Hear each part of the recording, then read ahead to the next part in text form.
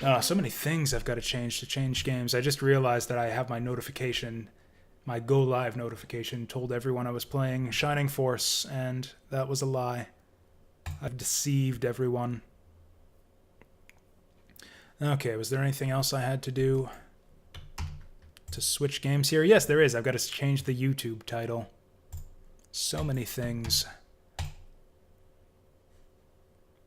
There we go. We should be good to go. Wait, to come back a couple months later? Is this a early access game? Because if it is, I'm not buying it. I don't do early access.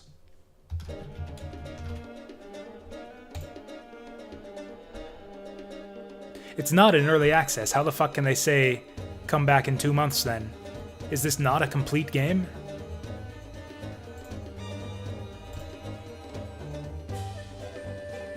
Yeah, Katana Zero can lick my nuts then. We're not playing it. That's so stupid. You know, it's been a while since we saw the opening video here. Let's watch the opening video and just marvel at how stupid Katana Zero is. So why wouldn't they just put it in early access then if it's not finished? That makes no sense to me. Or is it paid DLC where you've got to like pay extra to see the ending?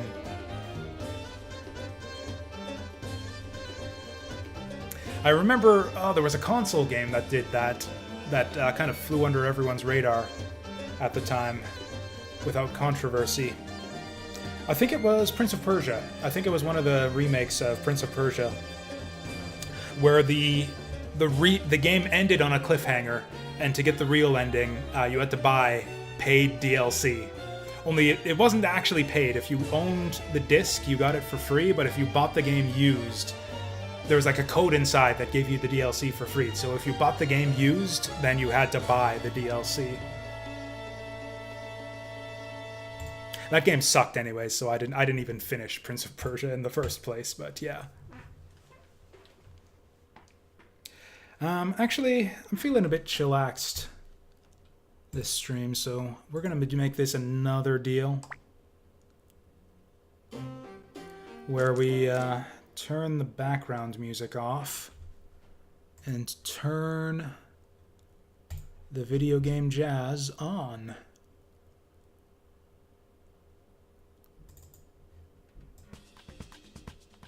Yeah. I mean, I agree with you, actually, that Prince of Persia was fine for what it set out to do.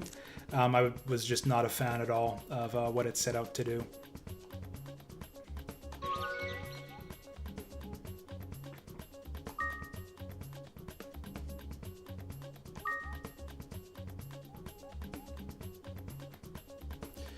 Yeah, that would just be more downtime, though. I already spent so much time setting up for this game.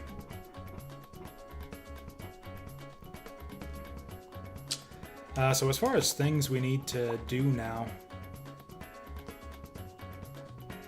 Also, is the Katana Zero OST like all smooth jazz? Because I don't think it would be appropriate for a Azure Dreams Tower run otherwise.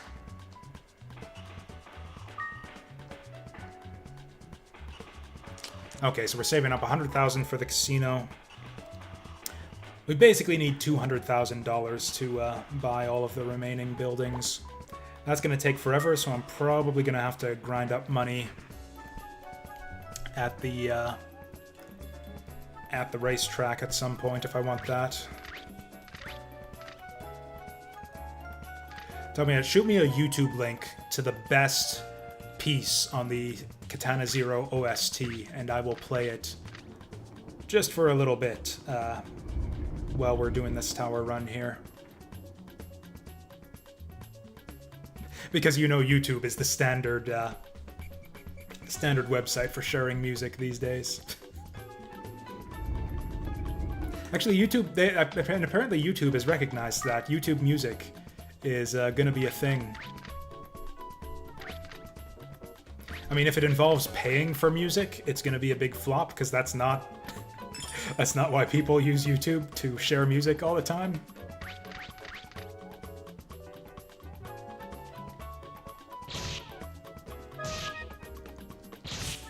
I keep on getting pop-ups for it on my phone, too, when I'm using my phone to browse YouTube.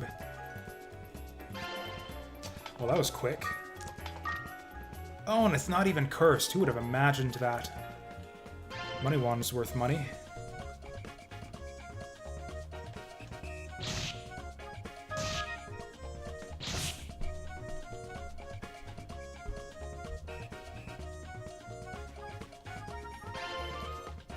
So this run is off to an auspicious start right here. We got one of the best swords. We got a spell ball. And one of the good spell balls at that. But we forgot to go to the left here. What have I done? I haven't even leveled up yet. Look how many non-trolls it takes to level up. That's ridiculous.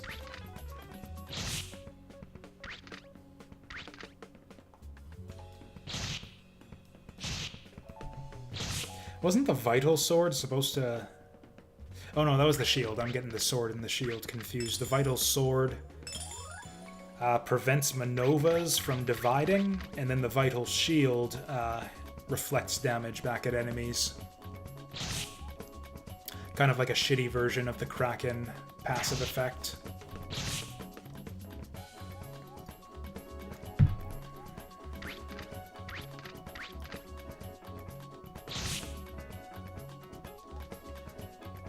Yeah, that's the whole floor explored. Oh, no it isn't. We missed this room right here.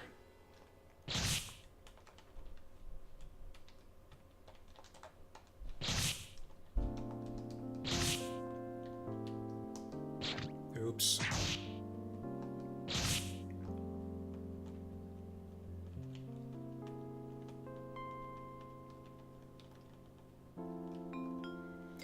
Oh yeah, I've been thinking of changing the name of my channel too. I don't know how long this whole tactics and strategy kick is gonna last, but I've been thinking of rebranding my channel around it. Like the Bakuhatsu surname was never a good idea in the first place, so I was thinking of changing my name to something like Jasu Tactikaru or something, or Tactikaru.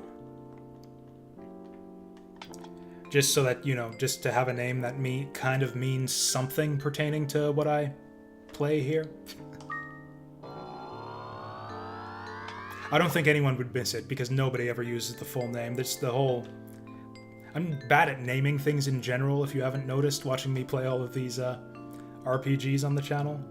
I mean, this is my name in this game. Clearly, I am not good at naming things in general. Be it in video games or naming myself on the internet.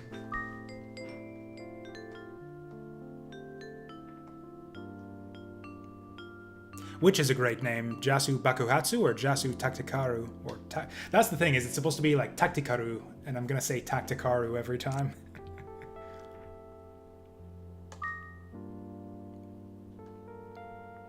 Or did you... Clearly you mean this name, actually. This name is actually pretty good. This is maybe the best name I've ever thought of for our main character right here. So maybe that wasn't the best example of my terrible naming sense.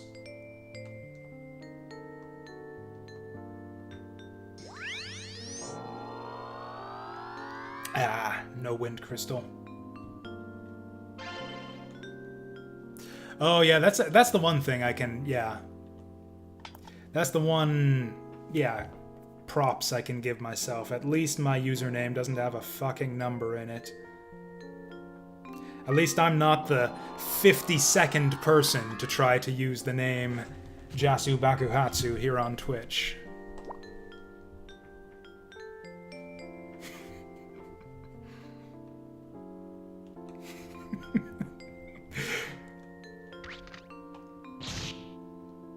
That seems like a strange name to have to double up on, too. Like, does that name actually mean something? Like, is there a reason why... Ooh, my. We're actually gonna have to... Medicinal Herb here. Are we? This guy should die now, right? Right. Good call. Good call not using the Medicinal Herb. Basically, if we had missed and one of those enemies had critted us...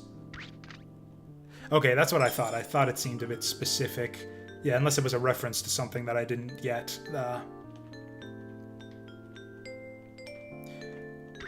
Or is it that you were born in 1952? I know some people do that right these days. Basically, anyone with like a 90-something in their name was probably born in that year.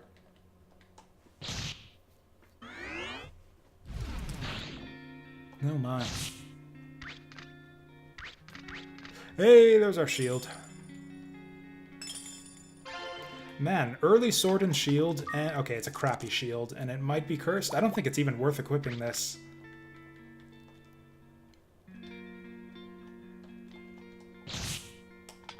Wood shield is like 1 defense, 2 defense, but it'll be 1 if it's cursed. And it'll prevent us from using a better shield if it is cursed. We can put that on if we ever see a decurse scroll, but other than that, it's worthless.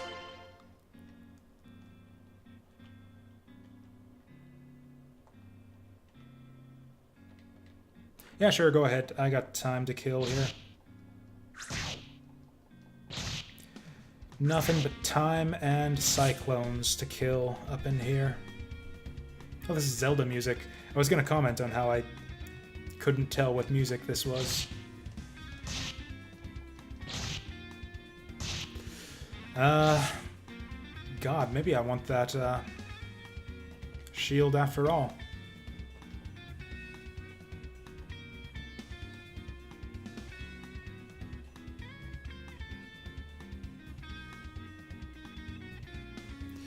Ah, fuck it. Let's find some high ground.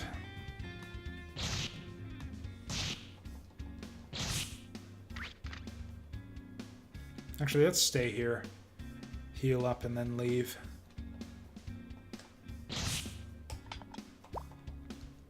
You know, we can probably farm up a level right here.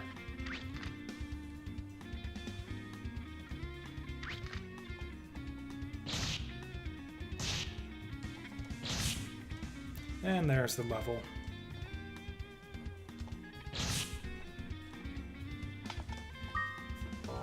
Man, the tea is really cool for some reason today. Like, I only just made this right before the stream, and I've only been streaming, oh wow, for an hour. I did more fucking around in Iconoclast than I realized. Why did I do that? I could have waited in for him to get a step closer before trying to take the high ground.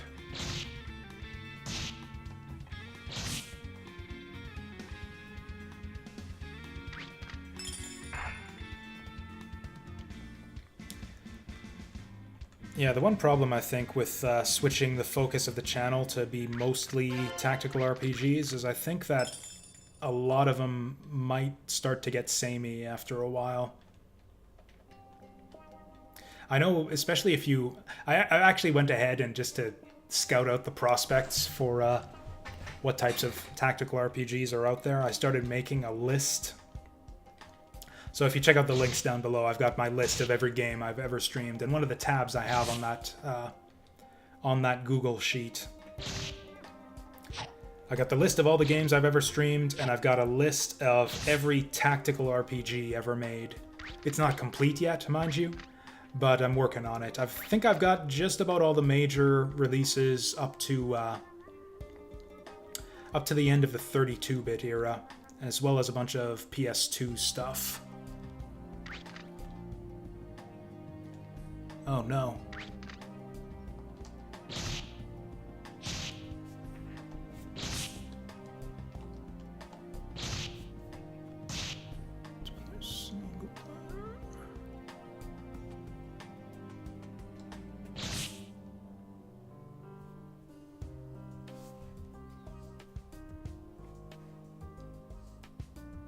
So they just assigned you a random username and you decided to keep it? That's actually a cool story. It's like, yeah, Games for Windows.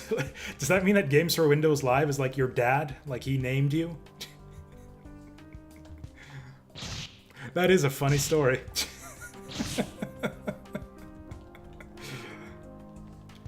I actually haven't always been Jasu Bakuhatsu. That's the thing. It's because I hate every name that I come up with. I used to change my name all the time. I was way back when I first started on the internet, I was... Oh, here, how's this for numbers? I was Ashram 4763. Ashram is the villain from Record of Lodoss War. I thought he was a cool guy back in the day. He was real badass, and he had long, flowing black hair and really big shoulder pads on his armor, and he had a sword called... Oh, what was it? Like the Soul Eater or something, which I thought was the coolest thing ever, so I was Ashram 40. But of course, Record of Lodoss War was a popular anime back in those days, so I had to... I think I got up to like Ashram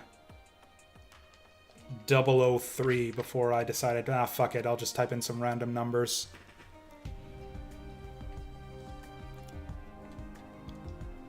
Oh, how come he didn't bump?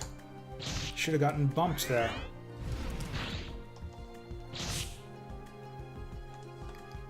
And actually, that's just my for online forums too. Before, because I was big into the anime in those days. If during my Team Fortress Classic days, I was SSJ4 Gohan.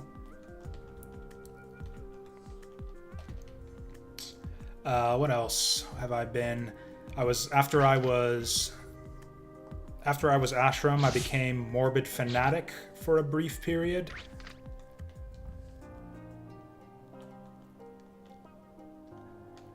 And then I was Osobuko.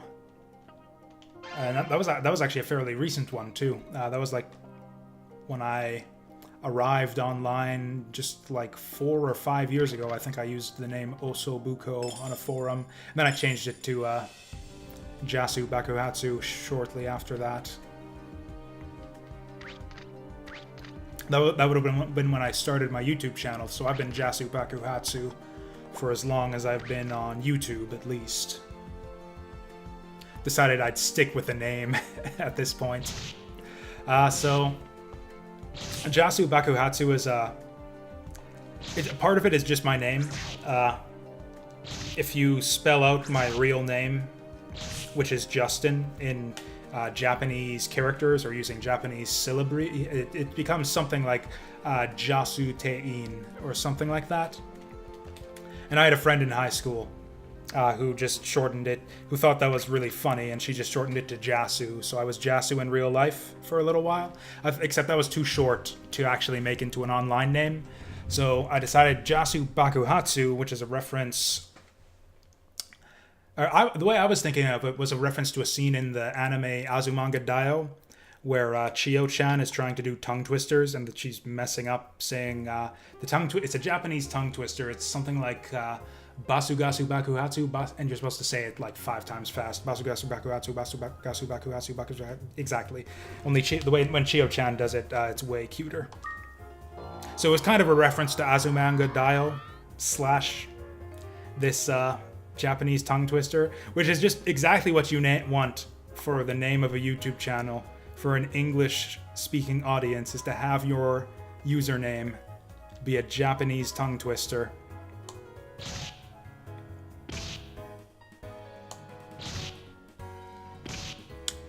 This is getting kind of bad. Okay, thankfully he's gone. And what else about Jasu Bakuhatsu? There's something else I wanted to say about it, but I don't remember what. Oh yeah, so the reason I decided to go with like an anime reference was because originally when I started my YouTube channel, I wasn't actually intended to do Let's Plays. I was actually going to do anime reviews, was kind of the thing that I decided I wanted to do. I wanted to be like an anime reviewer, like the people who I watched on thatguywiththeglasses.com. I was big into, what's his name? I forget the guy's name. He does the, I'm blanking on the name of the series too. There were a couple anime reviewers at Channel Awesome back then who I was a big fan of. There was Jasu Otaku and Sage, I think, Bennett the Sage. So I went to do reviews in kind of their style of a few series that they never actually covered. So in that sense, it seemed appropriate to have a name that was kind of all Japanesey like that. Turns out, though, that like writing and scripting videos is really hard, and I'm really I don't know if I'm necessarily really bad at it, but I'm certainly really, really slow at it, so that video never materialized. And I kind of wanted to do something with the channel since I made it already. And so I watched YouTube Let's Plays was the other thing I watched a bunch of at the time, so I decided, oh, we'll just try that. It'll be easier because I don't have to script anything and we can just do live commentary. And it turns out I was probably more horrible at that than I would have been at scripting reviews. But, you know, I got slightly better at it over time, so here we are. I've always wanted to go back and try to write up some of those reviews that I had in mind back in the day. I was going to do... My first inaugural review on the channel was going to be for a 90s series called Knights of Ramune. Ramune? Yeah, Knights of Ramune. As well as its sort of predecessor series. What was it? It has a stupid-ass title because it was never officially released in English. I think the full title was Knight Ramune and 40 Fire was the full title.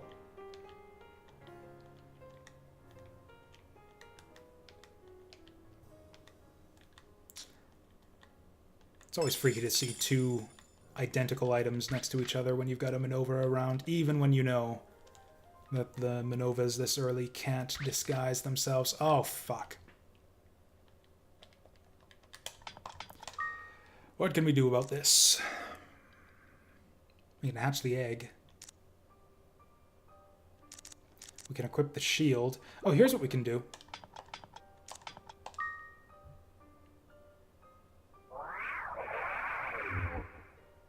That's not doing as much damage as I would have liked.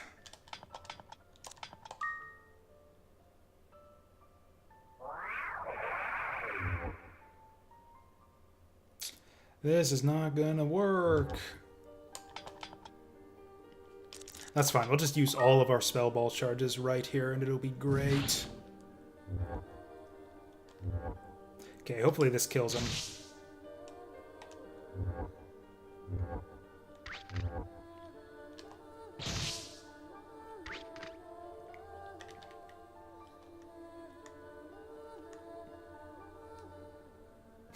Oh yeah, the Japanese titles for the yeah, I was actually disappointed that they kind of got rid of that for the English release.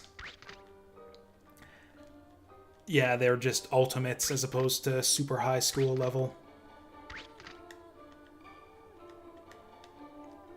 Honestly, in general, I don't know how you first came across the Danganronpa series. I know that a lot of the internet was first introduced to it by the Something Awful Let's Play by, I think the guy's name was Oren Ronan.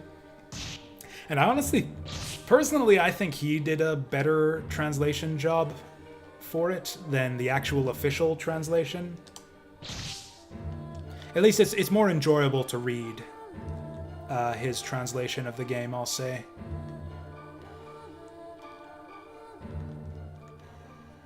I actually wonder if there's a like a fan retranslation patch you could get for it. Something in the vein of like the Shining Force 3 retranslation patch.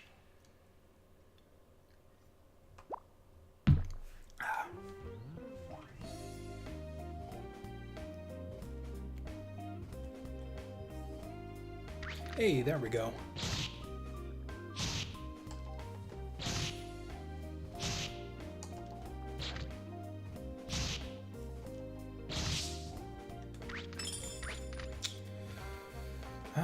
Yeah, we can probably take this guy.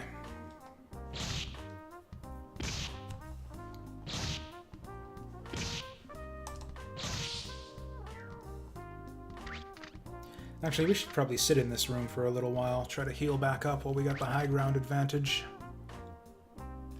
That should do. Oh no, that did not do. Shit, I can't get back up there, can I?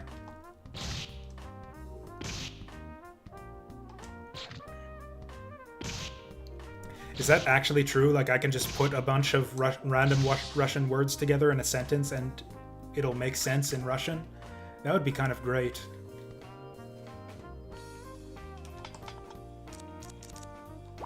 Okay, we're gonna do the same thing again here.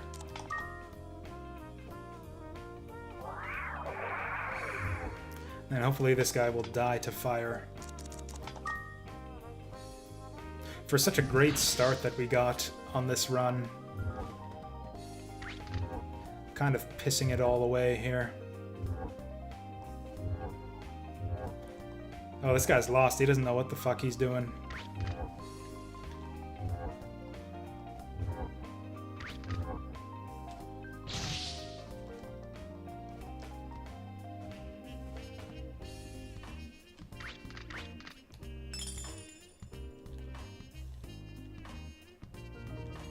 Oh! Well, that's not great. It's actually a good... Actually, no, my wooden shield wouldn't become rusty.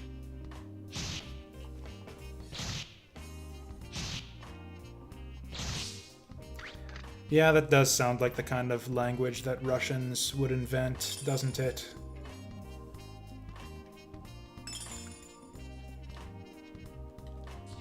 It's like, yeah, just put the words, you know, at the beginning, at the end of the sentence, you know, whatever. Doesn't really matter. Ooh, I think I want that. So we're basically just doing money runs at this point, because I don't have anything that I really need to aim for in terms of tower objectives. So I think we're basically... Yeah, basically just trying to get an inventory full of expensive items and then just teleport out with them.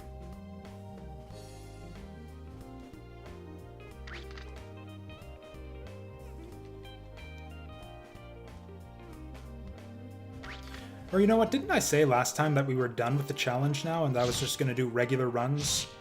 Now that we've, or no, I said, that's right, we were going to be done with the challenge after I get all of the waifu icons unlocked on the save file, which is basically just a fixed number of tower runs from here on out. There's nothing else we need to do in-game to unlock them, other than just do a bunch more tower runs. I could go in and out of the tower, just teleport out immediately, like 5 times, and we would be done. That would be boring, though, so we're not going to do that.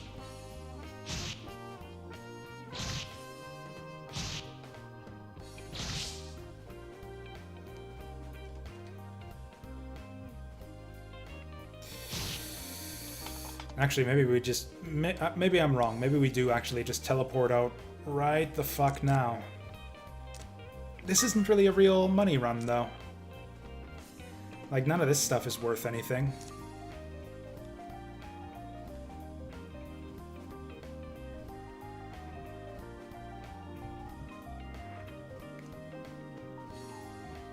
Yeah, 20 forms of a word seems pretty ridiculous. Like, you can get up there in English where you've got, like, you know, I used to know grammar stuff back when I was in school, but I don't anymore. The words that end in ing or ed or like plural forms where you put the s on the end. Honestly, yeah, probably just like 4 or 5 in English. What am I gonna... This isn't a holy bell. I was about to use this fucking thing. I think we just fight them. We fight them and hope that the medicinal herb is enough to carry us through. We'll open it up with the limit fruit because this is going to be a long fight. So now I'm going to die if I don't eat this.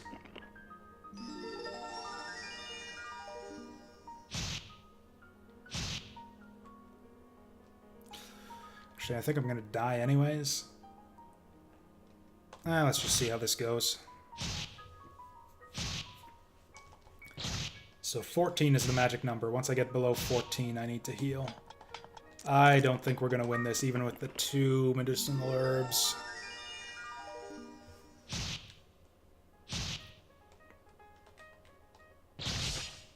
Well, that helps.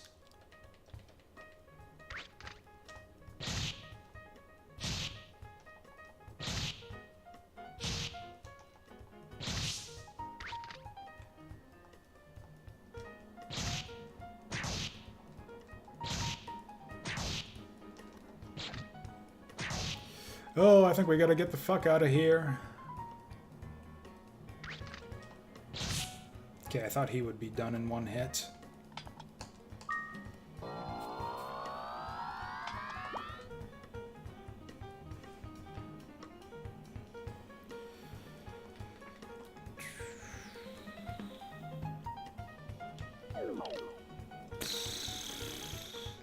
I swear we just lost, what was it, like 2 runs ago. In a room very much like this one. We stepped on a chaos trap surrounded by monsters and had to get the fuck out of here. Yeah, I think we're gonna have to actually wind crystal out of here. Oh, never mind. Oh, what am I doing? I could have gone on the elevator. That's not gonna work anymore. Hopefully Flame Ball's not done.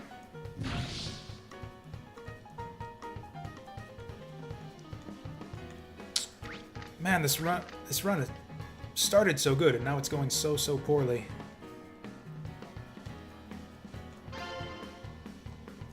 There we go, that's a thing.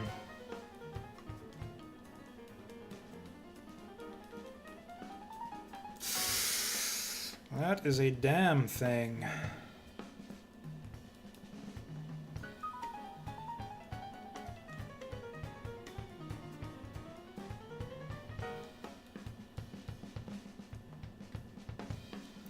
Okay, I'm good. We're gonna see if we can circle around to the exit here. Just go in a nice big circle.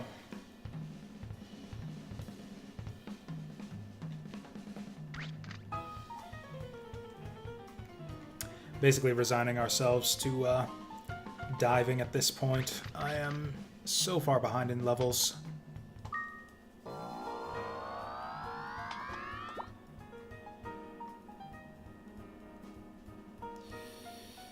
Well, I mean, they're asleep, so we might as well try it.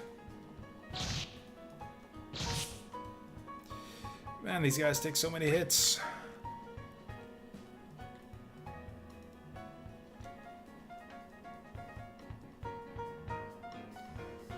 I mean, I couldn't really talk about how English is dumb because I don't have any other point of reference to compare it to. English is the only language I've ever really spoken.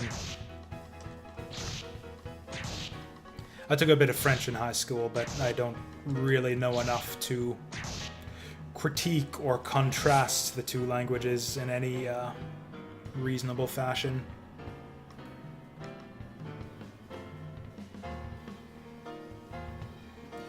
You can say whatever you want about French Canadians. They are despised by basically the whole rest of Canada, so I'm sure a good French-Canadian joke would not go unappreciated.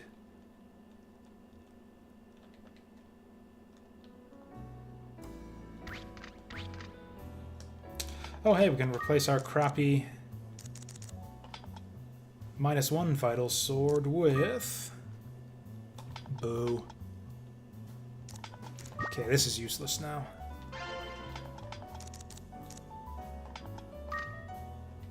Hey! I would have never imagined that could even be possible.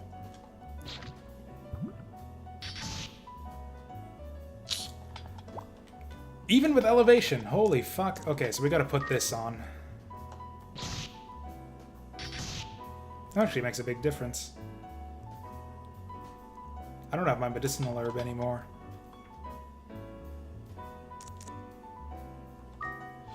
Oh man, oh man, oh man, what are we gonna do?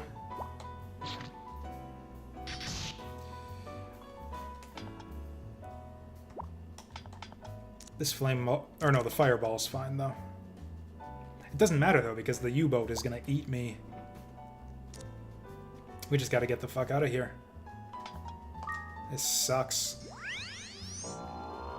I should have hatched the egg. Why didn't I hatch the egg? Any egg would have helped us on that run. I was in the mindset of hoard wealth. So I wanted to keep the egg so I could sell it. is actually a decent haul for such a short run. Oh, I didn't realize Malicious Bell was that valuable. Palumpa. I don't think we have a Palumpa egg, so I think I'm gonna keep that.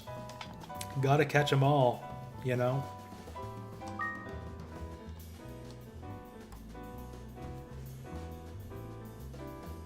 Oh, there she is. Morning's here. The morning's here.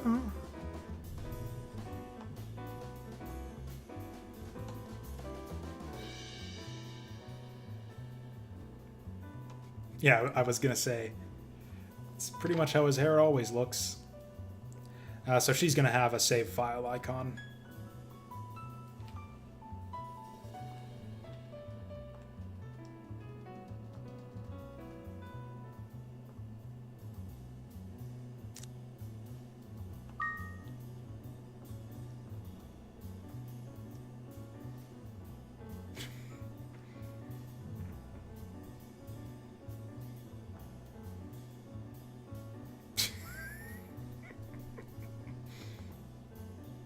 I guess she's still a child after all. Actually, I think she's the oldest character in the game. Or not, obviously not the oldest character, but the oldest romanceable character in the game. Mark of the Ninja is another one that I haven't played yet. It's been on my... I actually own Mark of the Ninja, and now they've made a remake, so I probably should play that one instead. I don't know if they give you a free upgrade to the new version or not, if you own the old one.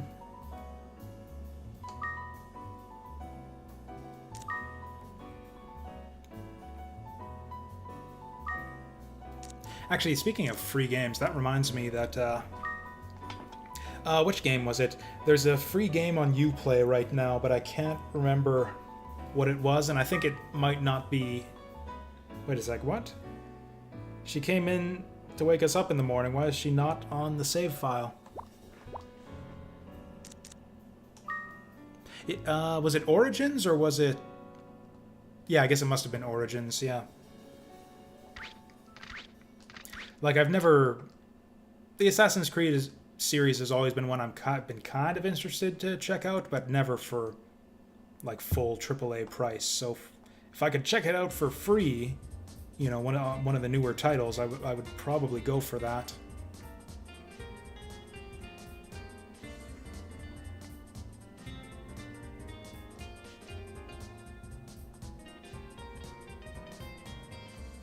Oh, I think her switch has been flipped now.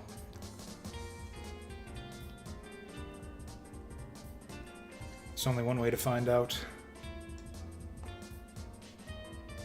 Oh, looks like not yet. Maybe one more tower run will do it. Also, there's apparently something we gotta do with Cheryl.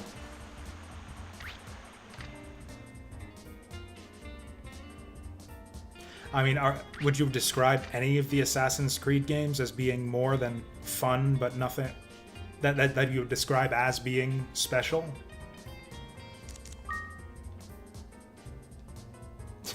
That little twirl she does is kind of adorable. You know, I think Nurse Cheryl is not that bad. I certainly like Nurse Cheryl way better than Yandere Cheryl. Hi there, Zero. Over there on YouTube. I actually don't have YouTube comments displaying on my chat feed up above the stream video here, but I can still see them in my chat. You know, my chat window off to the side there, the thing I'm always looking over to when you see me turn my head like this.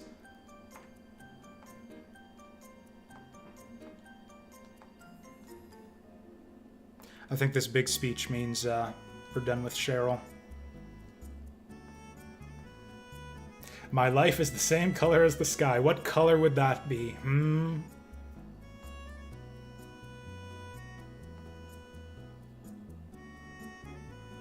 Sky-colored dream. I wonder if that was originally Azure-colored dream in Japanese.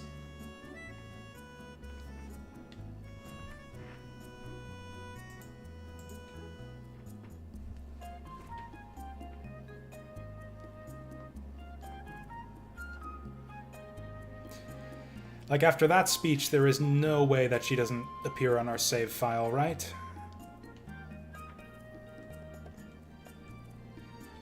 Anyway, so that's probably Cheryl done. So all that means is that we have to get Mia to start stalking us. Which should be just another tower run or two.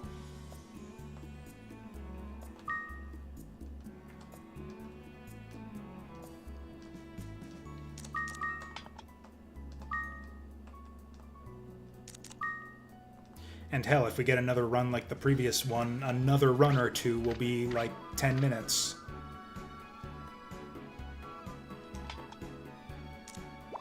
Oh yeah, I forgot to... I was going to check the Monster Hut to see if we got a Pull-and-Pa egg already.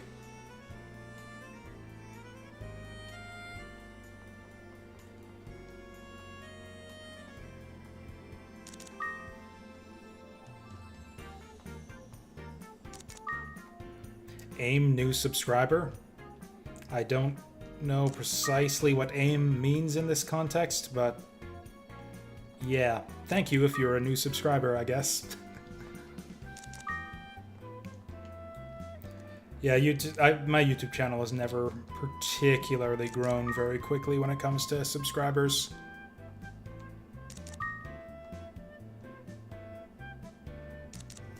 Yeah, there doesn't seem to be a faster way. I mean, normally you just hatch the egg and then you know what you have. In fact, there's no reason I couldn't just do that.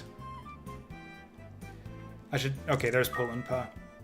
But yeah, obviously if I hatch the eggs, I'll just be able to see the monster there. And unlike with the tower, there's no reason to not just hatch the egg as soon as you get it. I'm just hoarding them because I'm an idiot or something. It's just real satisfying to see them all floating there, like in unison, you know?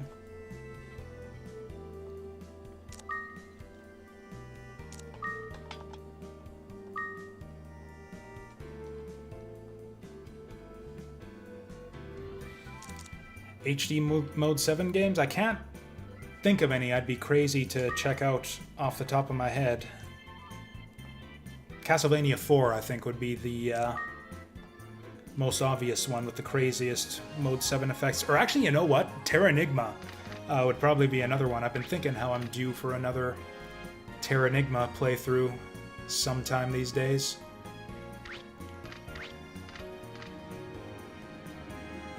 I don't know about Final Fantasy VI. That's another, you know, traditional JRPG that's a little bit too traditional for my liking.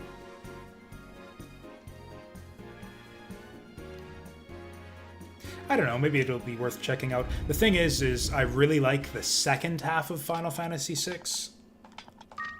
But the first half is way too linear and boring for my liking.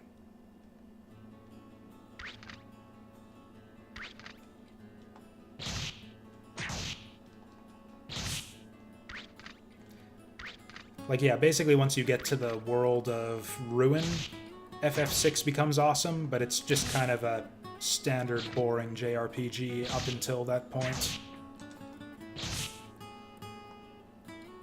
I've actually seen some people have the opposite take on that, where they think the game starts out really good but gets worse once you flip to the second half, but those people are very, very wrong. Jesus, still no level up.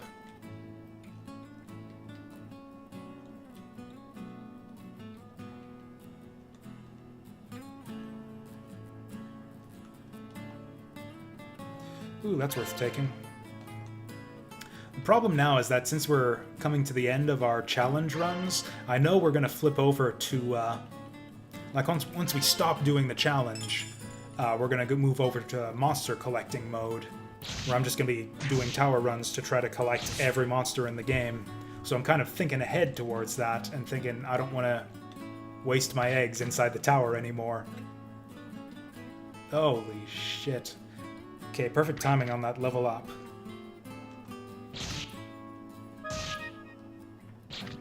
No!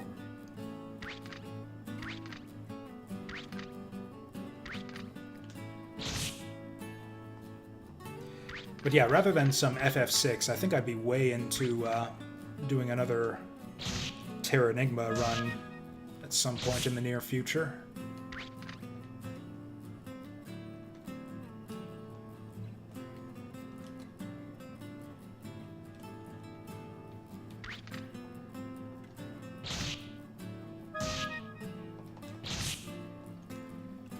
Although with that said, Terra Enigma is the kind of game where you have to be, I think, in a certain type of mindset to appreciate it fully.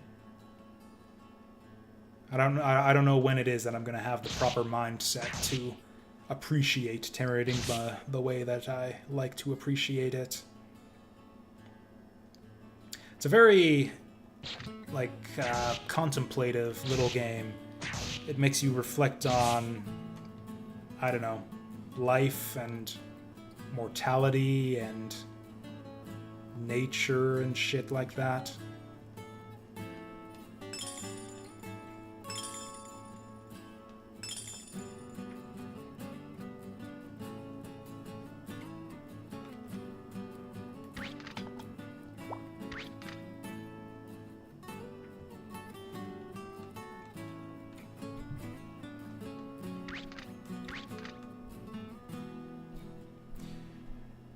Aim like you, videos like less than 3. Again, having a little bit of difficulty parsing the sentences there, but if you're saying you like my videos, then thank you for that. I think I actually want to gain a level before we go up and fight Gosh. Oh hey, this is just a permanent upgrade. That's almost as good as a level up. Oh no! Do we get elevation on the elevator? We don't, but we got this. Oh, you know what? They can't get around me either. Gotta come in single file.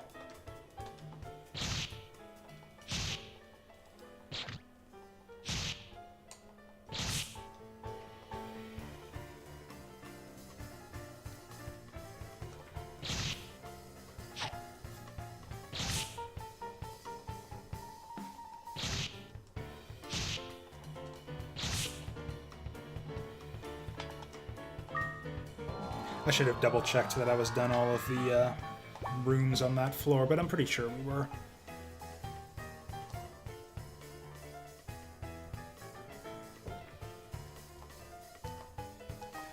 Yeah. Shut up so I can smash your face in already.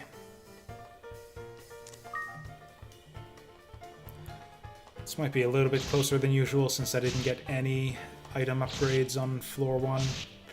Ooh, this could actually go badly.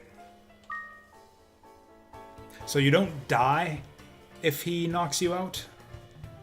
I believe you just go down to 1 HP and he laughs at you. Which is honestly even worse. So I want to make damn sure that this guy doesn't get a single point on the scoreboard.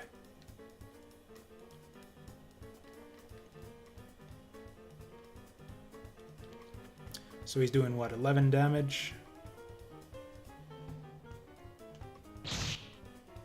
There we go.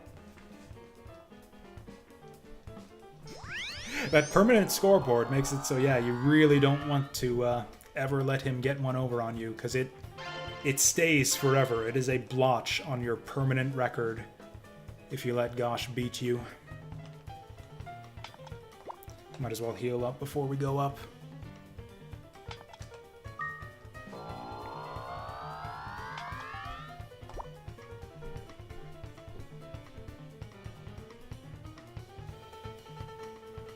Actually, so I know I was going... Yeah, it's kind of a little project I've been doing at work lately, is trying to track down all of the tactical RPGs that have ever been released. And yeah, I think I've done pretty much all of them up to the end of the 32-bit era. And I've started doing stuff on the PS2 and Game Boy Advance as well. And then I've got columns for useful information about those games. Particularly whether I've played them or not. It turns out I have played a large proportion of the tactical RPGs ever released before around say the year 2001 or so. Like probably about half of them. I've got 60 games on that list, and about 30 of them I've played already.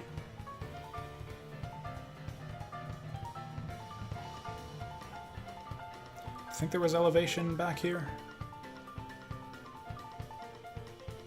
Nope. Guess we're doing this the hard way.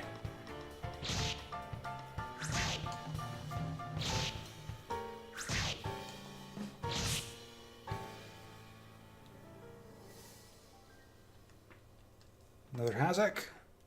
Garbage.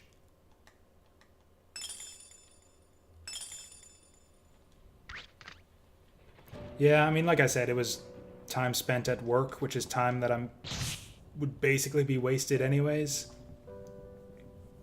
If I can find things to do with my time at work that have even the remotest semblance of productivity, I'll do it, no matter how mind-numbing it is. Okay. That Palunpa there is a rocket man. And I think it's going to be a long, long time. Etc., etc. Oh. Well, oh, did I mess that up? Time Spinner is very good. Maybe I shifted the rows on that spreadsheet at one point. Yeah, I must have shifted the rows at some point on that spreadsheet, because Time Spinner is indeed very good. I would not...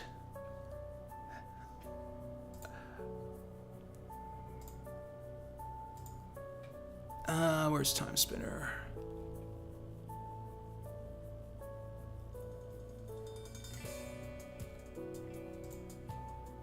Yeah, you're looking at Tomb Raider. That's one row down. Yeah, if you actually click the number on the row, it makes it easier to line things up. But yeah, if you go down one spot there to Tomb Raider 2013, that is one that I stopped playing, because it is not very good.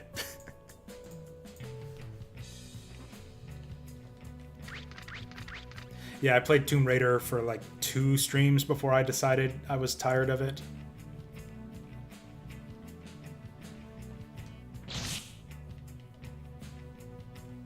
And now I've got that classic problem where, like, originally I was really interested to see all of the new Tomb Raider games, because people say they've been getting better and better. Oh, Rise of the Tomb Raider is supposed to be way better than the first one.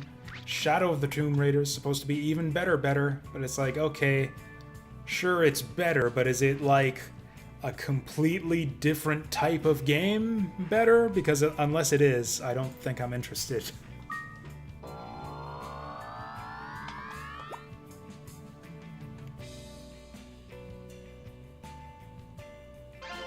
Ooh, that helps us. Even with the curse, that helps us. Watch me find a Scorch Shield or something awesome, like 2 seconds later.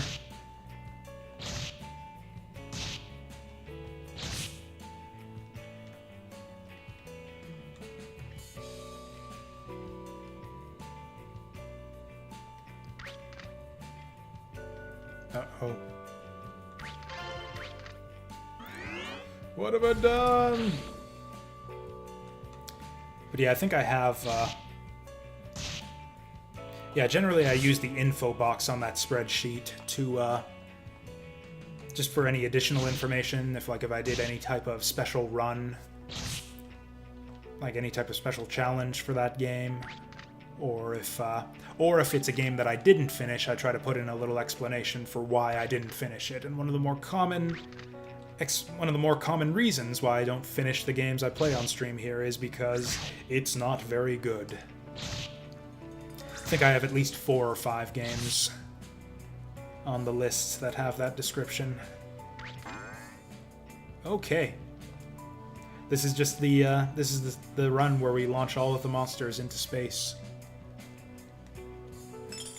And actually with that, that's actually really helpful when that happens to the monsters. Not only do you not have to deal with the monster anymore, but you can actually trigger the go up trap and kind of use it as a second teleport or a second elevator. It's something that's very rarely helpful on a run, but yeah, if you you can manually trigger traps that have been revealed already.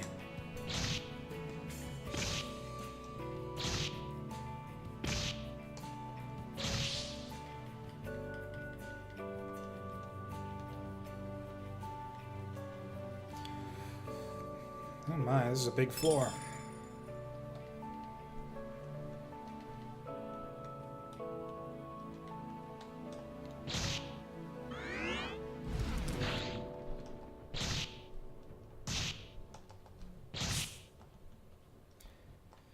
How good is Iron Shield anyways? I think it's like +4.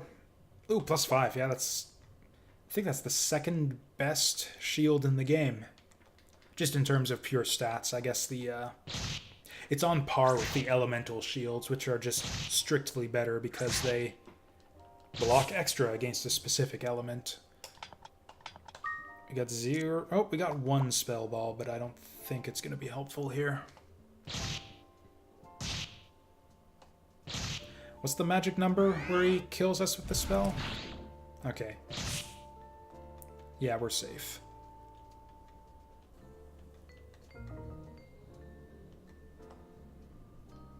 Oh, look at that. Look at that fucking shit. So we found the one shield that's even better than iron. But our iron shield is cursed, so we can't use it.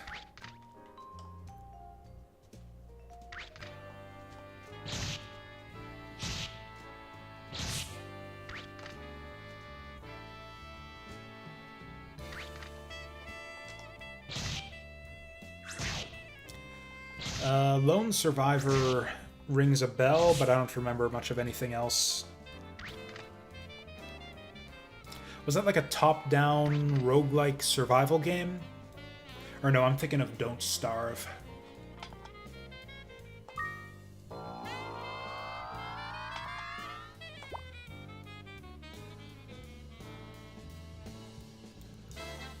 Huh. Well, we're gonna fight him and see if... Nope, nope, we can't. Hey. Okay, so we're just gonna string this guy along until he stops taking poison damage. So you're like a resident of Silent Hill? That could be pretty amusing.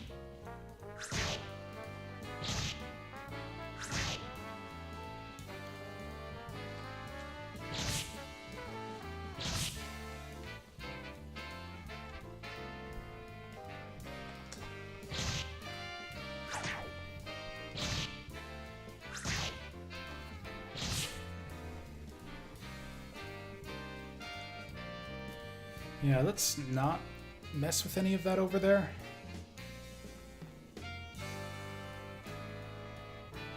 Oh, it just had to be a big open room so that they could catch sight of me. Son of a bitch, this is a horrible floor. Thankfully, it appears to be pretty tiny, so I think we can just get the hell out of here after this.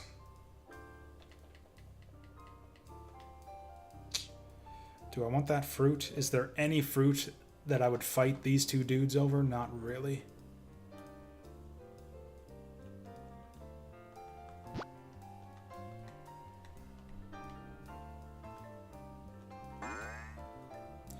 Man, what is that? Like the fourth one of those we've seen on this run?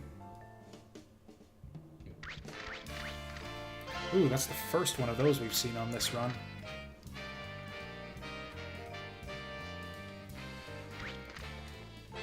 And actually, speaking of go up, I think I am going to go up out of my chair right now and make some more delicious tea. We'll be back in a minute. I haven't played Fear. I own it, and I've been meaning to play it for a long time, but I have never gotten around to it. It's another one on the backlog on Steam.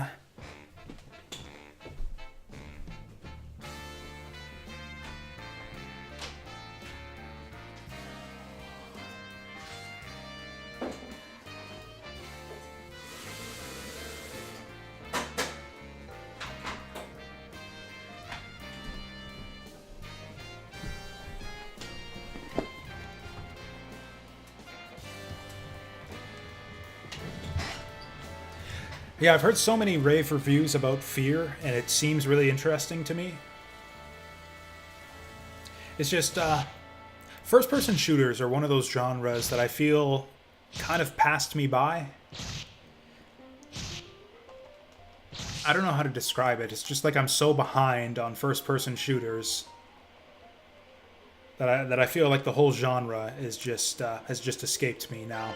There are so many good ones that I've missed up because I was busy playing, you know, RPGs and, you know, the types of games that I normally like to play. So it's like I just don't know how to play first-person shooters, and it means I'm just that much less likely to try them out when a good one comes along.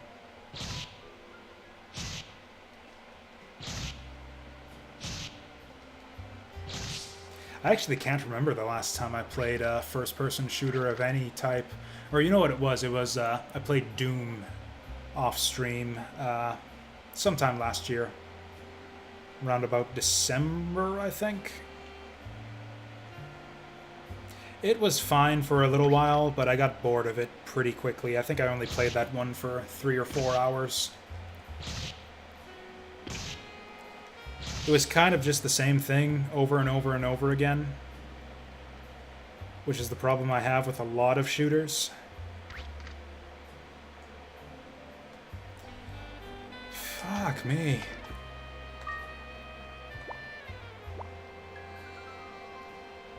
Okay, we're going to fight this guy. We're going to use the Medicinal Herb to make sure we survive. Then we're going to lead the Cyclone up to the high ground, up north there.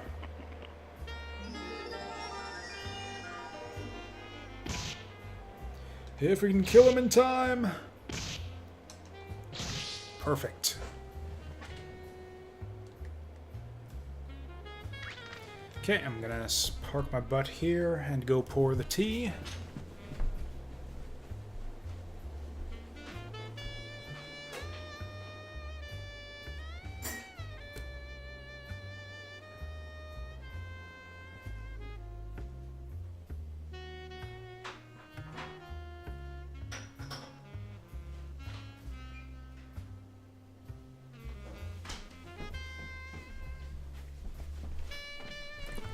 The other big genre that I feel like I've completely missed out on is computer RPGs. Just because I didn't play games on... I guess that's probably the same reason I missed out on so many first-person shooters, is I just didn't play games on PC for pretty much all of the 90s and 2000s. I played like StarCraft and Half-Life back in the... I guess it would have been late 90s, early 2000s, and that was about it. Other than that, yeah, PC gaming completely passed me by until the release of StarCraft 2, I guess it would have been. That's when I finally decided to actually purchase a quality gaming laptop and, yeah, joined the master race.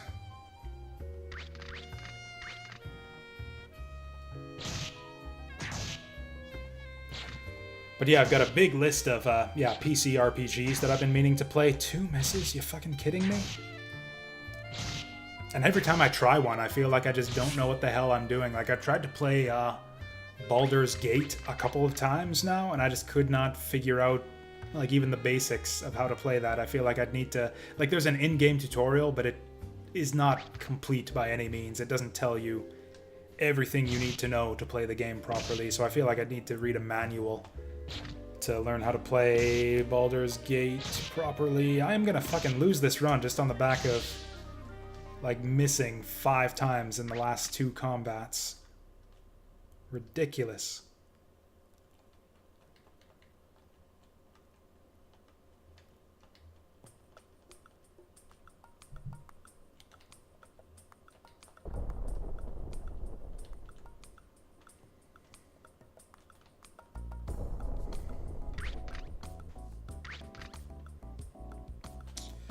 I just know there's another room over there, but I think we're gonna have to pass it up.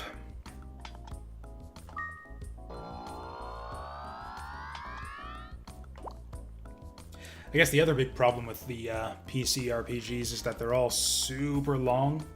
Actually, the one that I played that I really got into was Pillars of Eternity. Pillars of Eternity I played for a good like 15 to 20 hours, and I actually really enjoyed it. It's just I just kind of stopped playing it after a while and never got back into it. Oh, the reason I haven't played Fear is just, I don't know. In general, since first-person shooters are kind of... I like them well enough, but it's not really my favorite genre. So I tend to deprioritize every FPS that's on my list of games to play. So as a result, I'm just really inexperienced with the genre in general. And that makes me just even less likely to try out all of the FPS games on my backlog. It's one of them negative feedback loops. I just keep on not playing first-person shooters because I'm so inexperienced with first-person shooters. Actually, I think if we fight the one guy, the other one will back off.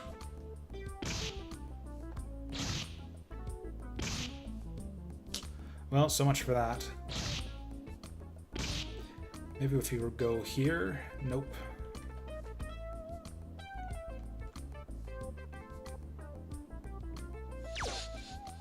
Oh.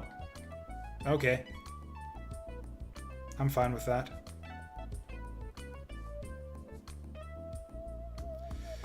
Oh no!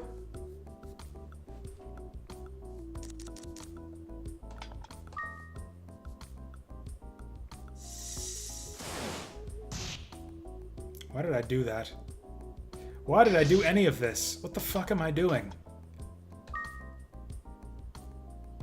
It seemed like a good idea at the time, I swear.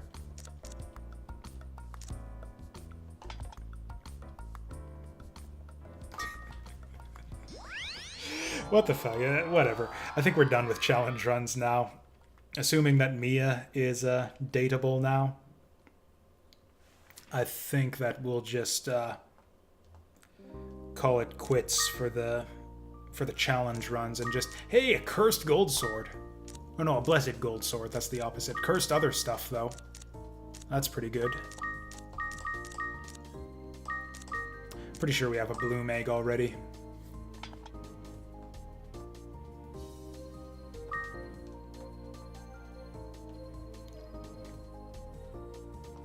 Hey, best girl.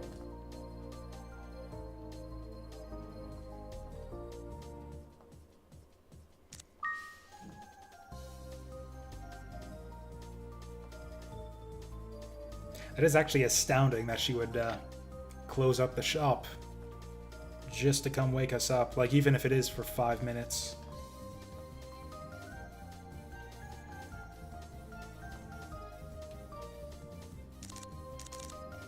Actually, Neverwinter Nights is another one. I actually own that one on disc, Neverwinter Nights Diamond Edition. And I tried to play it and I just couldn't figure it out. Actually, we'll wait to save until after I'm done my town roundabout.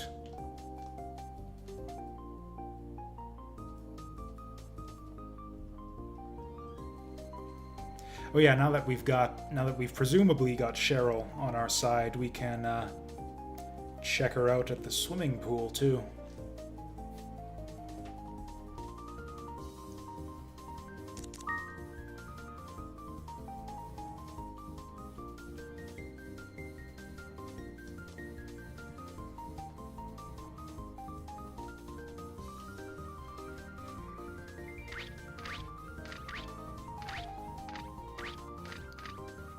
I don't know what it is. I think every video game should should have a jump button, even if there is no good reason to have it. Like, there is really no reason at all for you to be jumping in town. There are no hidden secrets to be uncovered. There's no things that you can climb up on. No reason to be trying to get up into treetops and stuff. But nevertheless, they put it in the game just 'cause. Oh, look at that. We got on top of the roof. Actually, there's a good... It turns out that there is a good reason to be jumping on stuff. There's a glitch you can do that I see speedrunners do where you can skip part of Kuhn's opening dialogue by, if you like drop a bunch of items down in front of this wall and jump up on top of it, you can basically clip through a bunch of stuff to the tower entrance and yeah, skip Kuhn's introduction speech.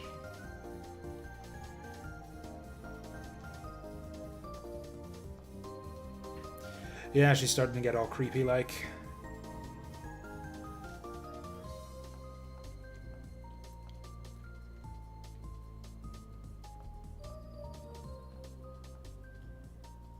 Oh, you're talking about Mortal Kombat 11? I don't follow. Fighting games are another genre that have just completely passed me by and that I don't pay attention to at all.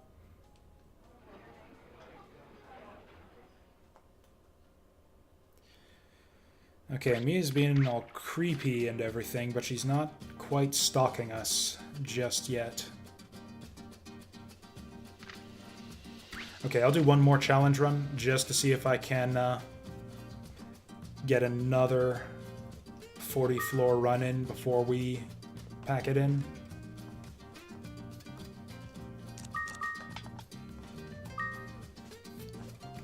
I'm guessing that we can't, because we've only gotten like 2 or 3 40 floor runs out of 30 in. Loot boxes, grinding, and one-time consumables. Oh, speaking of all that, you know what I've been doing lately? I've started playing Langrisser Mobile at work, which I feel terrible about.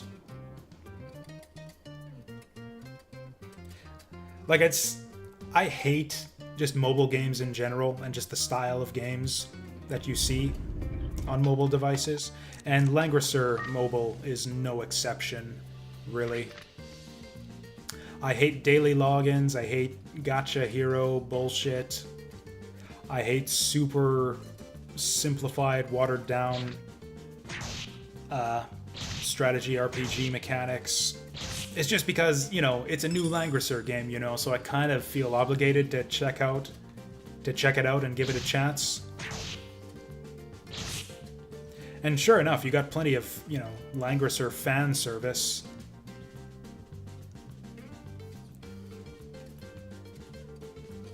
You know, all of the heroes that you know and love are there.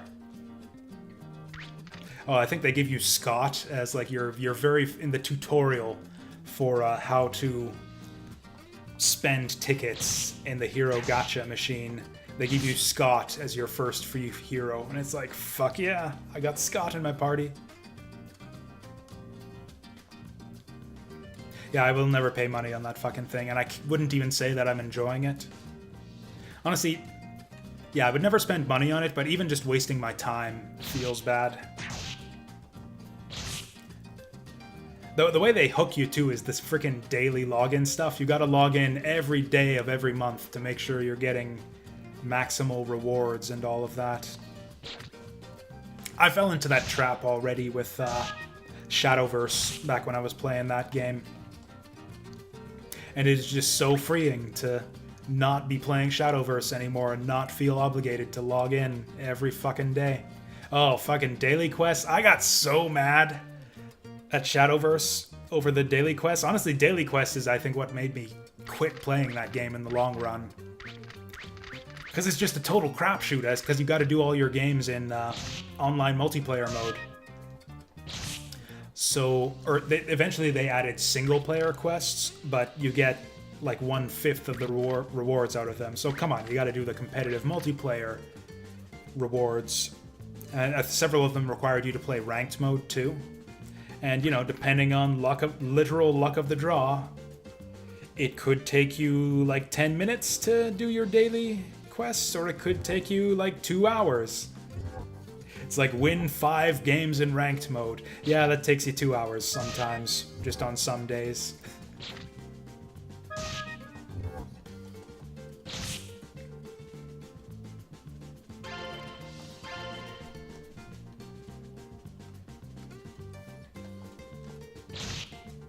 Langrisser, thankfully, since it doesn't have a online multiplayer mode as far as I can see, all of the daily quests are just playtime based. It's like, oh, use an XP item to upgrade a hero.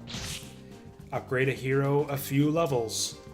It's just like do story missions and use items and level up heroes, which is all stuff you're doing anyways. It just kind of makes you obligated to play for a certain amount of time. And the game's really boring, so I don't really want to play it for that long. Today was a really slow day at work, so this was actually the first day that I managed to complete all of my daily quests for Langrisser. I've only been playing a few days so far. I'm on like story mission, like chapter 9 or something.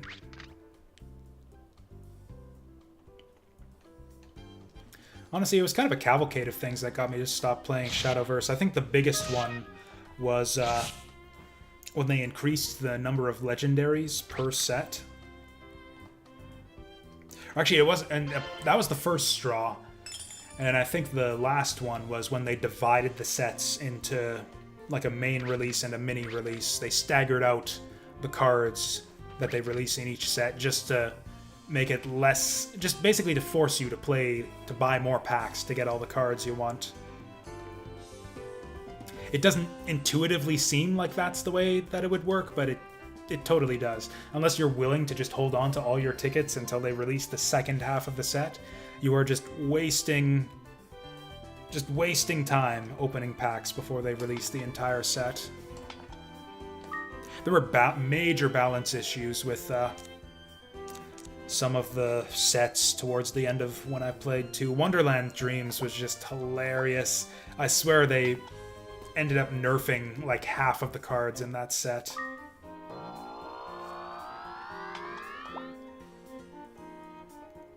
Yeah, there was the stupid Baphomet Abyss Spawn deck that was practically unbeatable. It had like an 80% win rate against the other classes or something stupid like that. And literally every single card, or practically every single card in that deck got nerfed by the end of the set.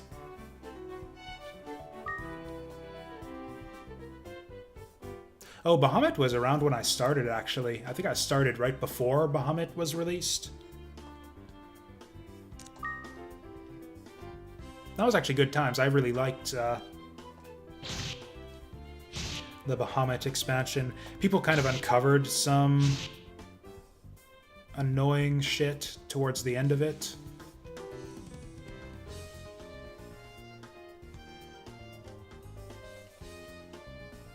But yeah, in general, I think it was a good set overall. I've got to fight him now, and if he dodges, I'm fucked.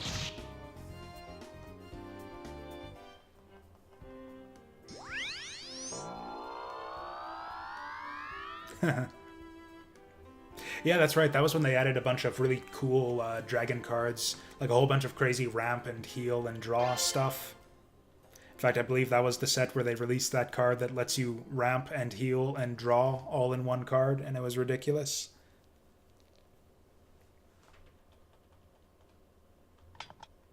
Anyways, that was my tea there.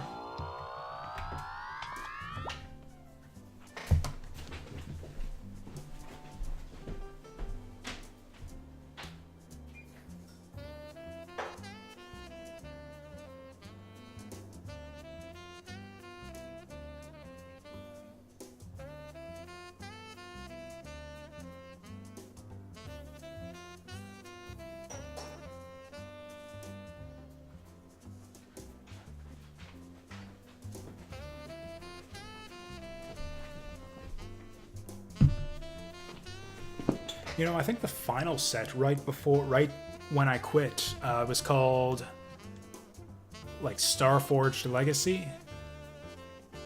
Oh yeah, that full clear. That card got nerfed real fast. I think they just took away the enhance effect. I think it was 10 mana for the full board wipe, but it was yeah, I think it was enhanced to 10 for the full board wipe, or for 6 you could get a single target banish. And yeah, I think eventually they nerfed it so that you just get it basically took away the enhance effect. So it's just a 6-mana banish now. Yeah, I think they nerfed it not too long after the set came out, like maybe a month or two.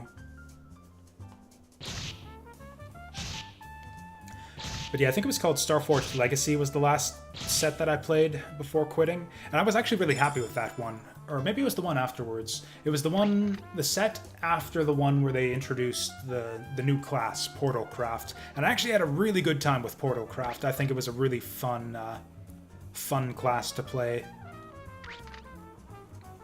It's just then they did the stupid thing with splitting the next set after that in half, and I said, fuck it, I'm out. The thing is, because I like to have a bunch of different like, my favorite thing about those types of card games is just the tremendous variety that you can have. Like, all the different classes you can play, all the different types of decks. I'm the kind of person where it's like, I don't have a main class or a main deck that I'm playing. I will play... Like, that was the thing. I remember earlier on in the game's lifespan, you could only have something like... I think it was 2 pages of 9 decks each, so like 18 decks. And eventually they expanded that. They like tripled the deck capacity, so you could have like 50 decks or something. And I remember the general feedback was, oh, that's nice, but what kind of... Who the hell needs 50 deck slots? Like... I need maybe 2. So the general feedback for that change was, oh, that's nice and all, but who's actually playing more than 20 decks? Me. I am playing more than 20 decks. I was constantly running up against the 18 deck slot limit, and it really pissed me off. So I was ecstatic when they made that change. Because yeah, I would have 2 or 3 decks for every class. And I just play them all constantly. I would not just... Like, they tell you, oh, just focus on one class and liquefy everything else so that you can make the best competitive deck. That's not how I played at all. I would keep everything I would get, liquefy, like, the excess duplicates, and, yeah, just make do with what I could find. Just basically try out every deck archetype, all at the same time. So this is getting a bit ridiculous.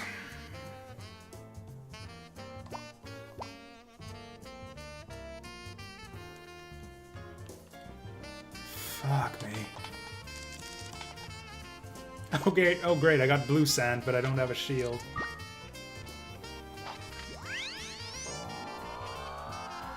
What do we got here?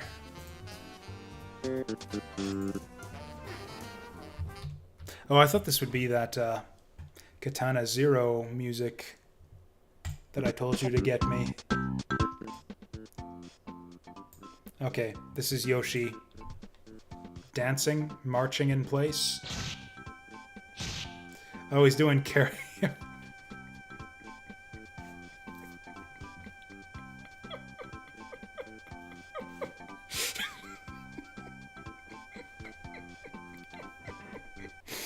Okay, that's pretty good. I enjoyed that. Thank you.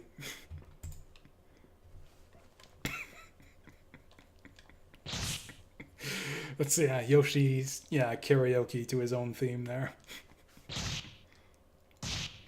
I don't know what it is about that type of stuff that cracks me up so much. There was another similar type video I saw once where it was Gangnam Style. Only it was just like a single segment, I think, during the chorus, like right before the chorus, if you know Gangnam Style, where he goes, "Ay," and it was just that extended for like the duration of the song, basically, for like 3 minutes. It just played it like normal, and then it just extended that "Ay" for like 3 minutes. So, this shield is bad, but at least I can use the sand on it, unless it's cursed, which it is not.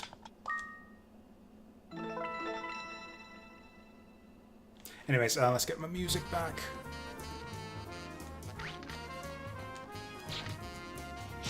And yeah, that video cracked me up too.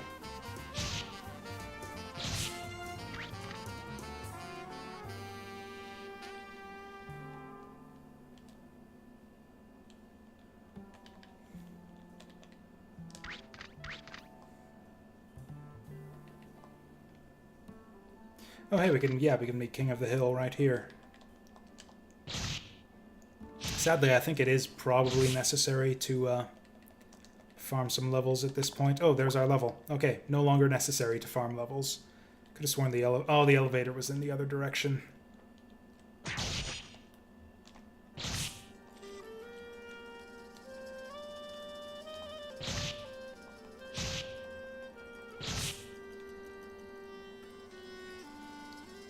Okay.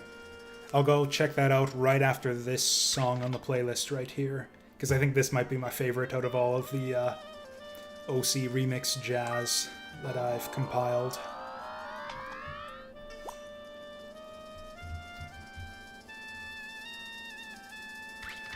Ooh, copper coins. Copper coins.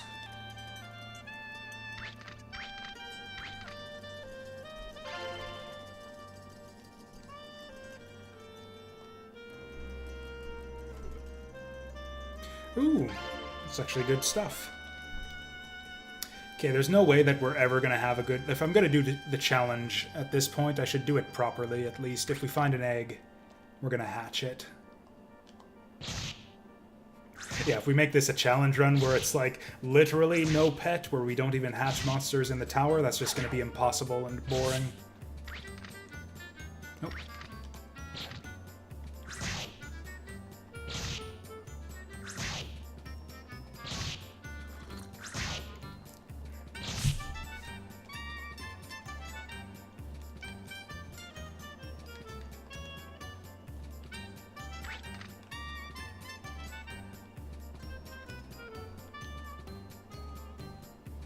Really?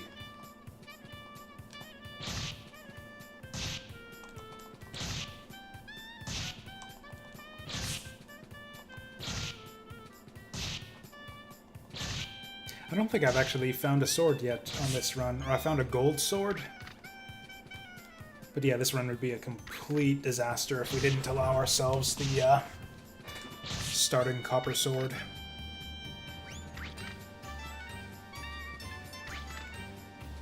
Ooh, what do we got? Garbage. At least we got some copper coins.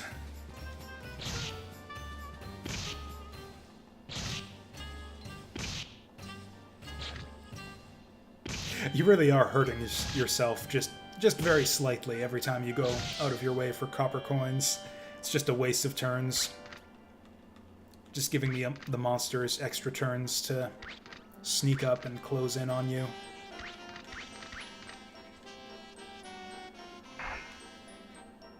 Oh, actually, Streamwand could be alright depending on what monster we find.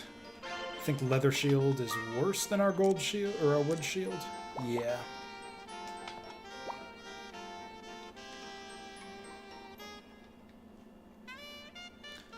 Okay, now I guess we just play King of the Hill until our health refills.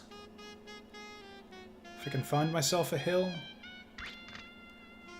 Come on, I want to find a hill to die on. Ah, this'll do. No, it won't.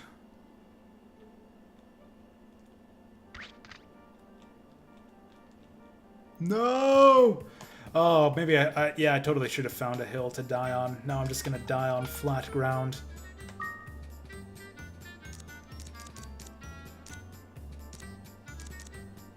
Man, all kinds of fun hills that we could die on, and we chose to die on frickin' flat ground.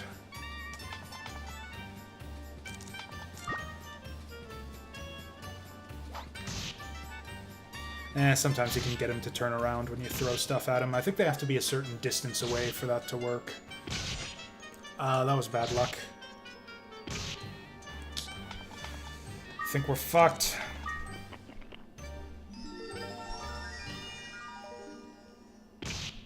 Okay, if we kill this guy with this hit, we might be alright.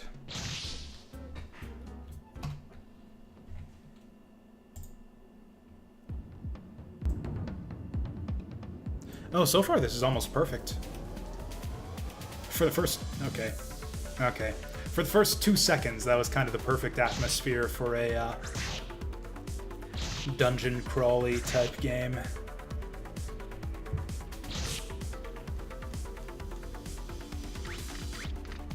Oh hey, this is it. We found the hill.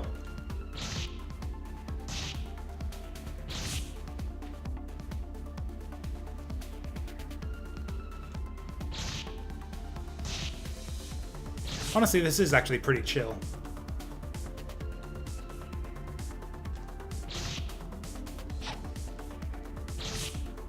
Like, I don't know what it is. It's like kind of techno, I guess you would call it. Like, it's not like, you know, smooth jazz chill or anything, but it's not exactly like, you know, your pulse pounding electronica, you know?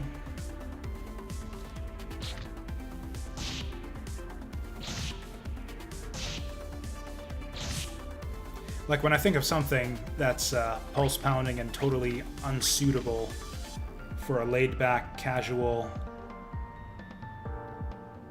roguelike stream, synthwave sounds about right. I think I've got one in mind for like the sort of thing I think would be totally inappropriate for this kind of... Oh shit, he snuck up on me. Hid behind the door frame.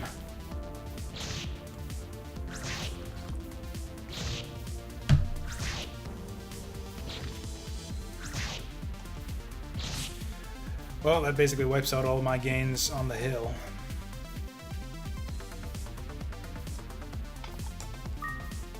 Okay, it's picking up a fair bit now.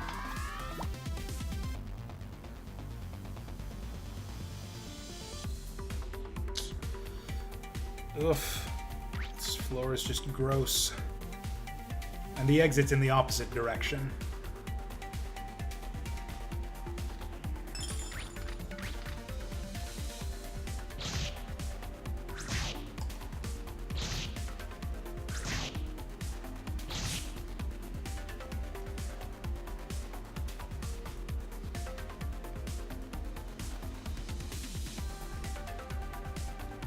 I think I actually want to make this guy follow me just so I can get him out of here.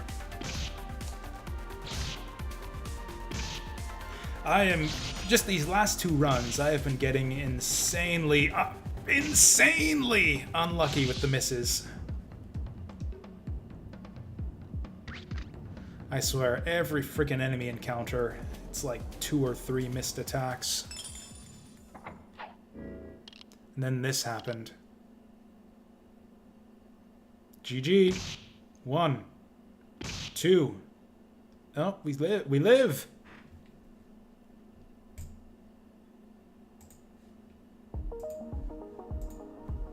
Ooh, I like the swing beat already. I don't have a medicinal herb anymore. This is so bad. This situation in the game, I mean. Is that an elevator? Thank Christ.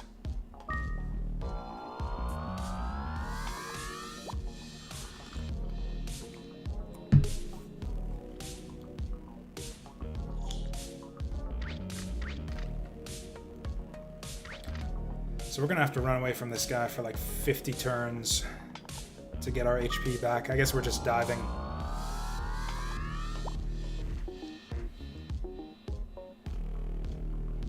You know, for all the tower runs we've done so far, which is like 40, I still don't think we have a clown egg. Gonna get him before he wakes up. Fuck!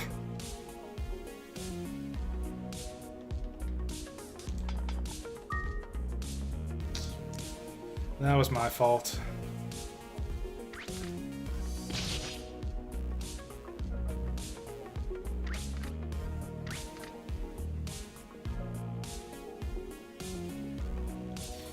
Well, I was going to say it's not necessarily over because we could just walk towards the thing, but now since I misstepped one tile there, yeah, we are totally fucked. I got nothing this run. We got 1 Olim fruit. Other than that, no spell balls, no Tumna fruits, just absolutely nothing to let us dispatch enemies whatsoever. We got we got no swords. And we got a wood shield with a blue sand. and an oleum fruit. Those are the only useful items we got whatsoever on this run.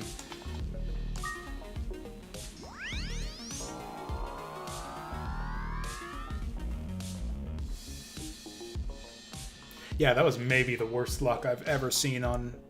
I think that was our unluckiest run just on the entire playthrough so far. That was like a 1 in 40 unlucky run right there. Whoops. Okay, we're gonna have to go sell that.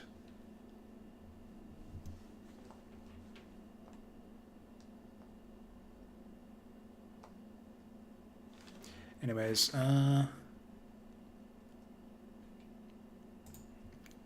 but yeah, when I think like really like adrenaline pumping, just ridiculously upbeat music, I think of like stuff from like Genesis shooters, you know? Like actually, here we go. Like something from Thunder Force 4, for example. Like pick any given boss track from Thunder Force 4, and it's just going to be ridiculous. It's like your brain will explode if you listen to the Thunder Force 4 soundtrack for too long, or at least the like all of the boss tracks in a row.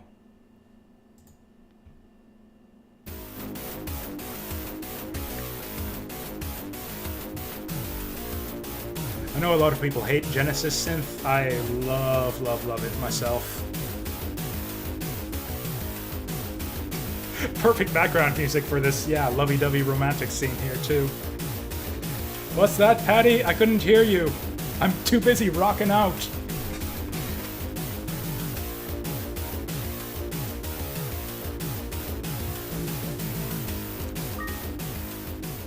Anyways, that one's on a short loop. Yeah, then, like I said, totally inappropriate for the sort of atmosphere of the stream right here, so we will change it back to the smooth jazz.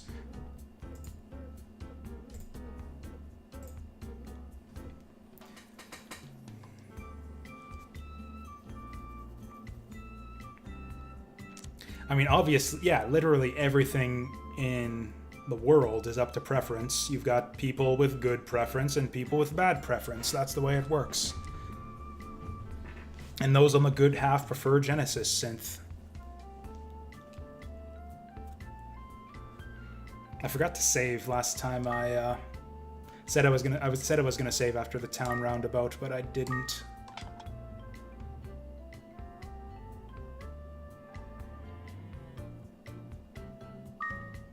There she is. Disappointing how she doesn't have her little nurse hat on the save screen, but there it is. Oh, we've only done like 34 tower runs so far. I think I'm going to save that last bit, that next bit of the Katana Zero soundtrack for when we actually get in the tower. I think it actually makes pretty decent tower music. But I think this playlist is much better for the town side of things, so we don't ever have to talk to Cheryl ever again.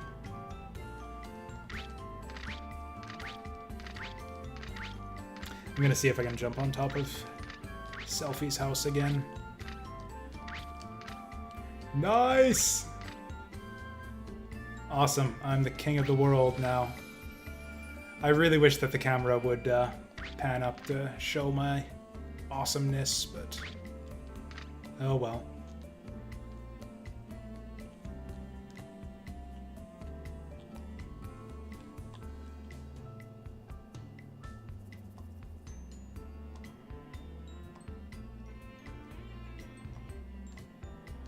Okay, how many more times is she gonna do this?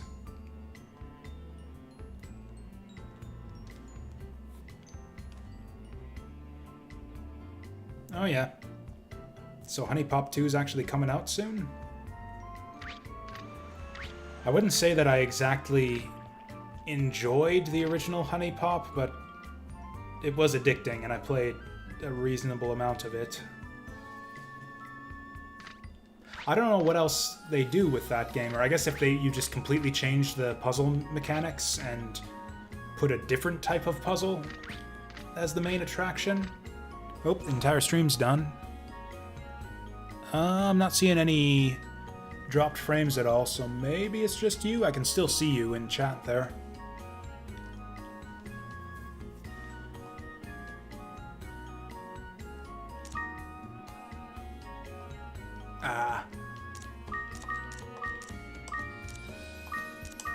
Another cursed gold sword. Been getting real lucky with those.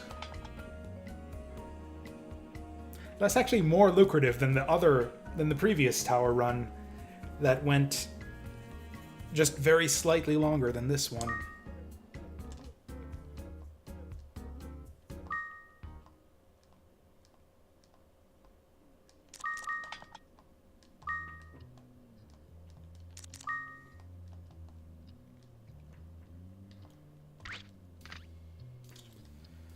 Yeah, kind of running out of things to do in town here.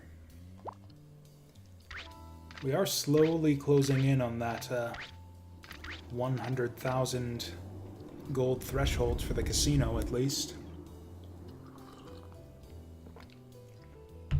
What, at this rate it'll take us like another 5 or 6 runs? Which at this rate should take like about another half hour.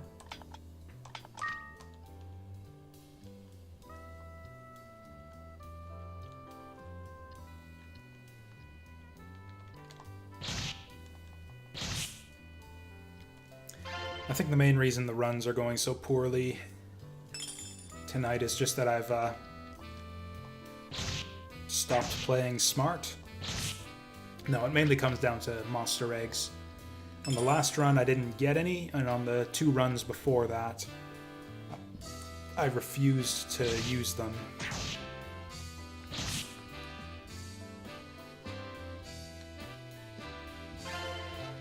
Just to compensate, I should probably just hatch the first egg I find on this run as soon as I find it.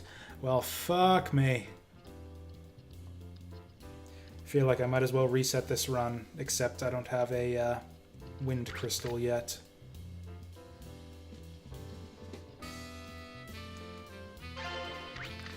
Yeah, it's tricky. Any type of shield whatsoever is so helpful to get on floor 1. But if it ends up being cursed, you end up kind of screwed over for a really long time after that. Troll Central right here. Holy fuck. Well, that's why we've got the Medicinal Herb. Actually, I don't think it matters. I think we're fucked anyways. We'll see. Okay, so I can survive like 6 damage.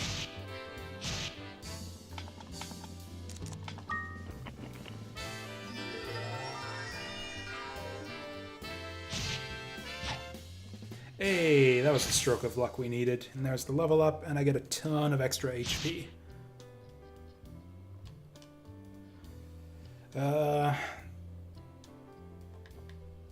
I afford to back off here? I think I can. Palunpa does like 1 damage. Yeah, it's worth it to get the high ground.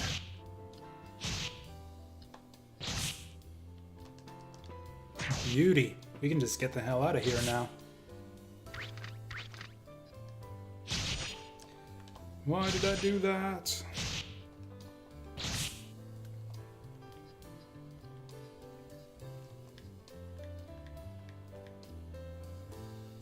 Are there items in those little hallways down in the first room sometimes? I think there might be.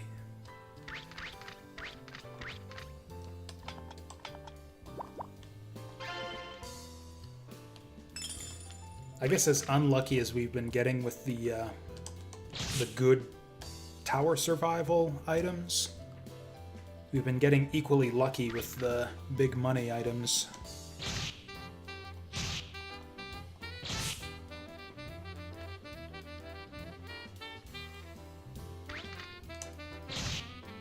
Which I guess makes sense, because, yeah, the only items we pick up are the ones that help us with our tower survival and the ones that are worth big money.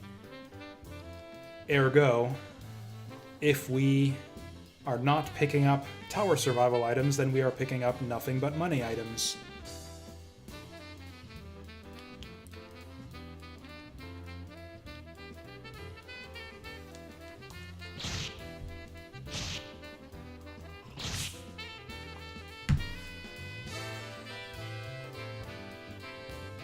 Okay, with our level 4 and our shield in tow, we probably shouldn't have to run away from Gosh this time.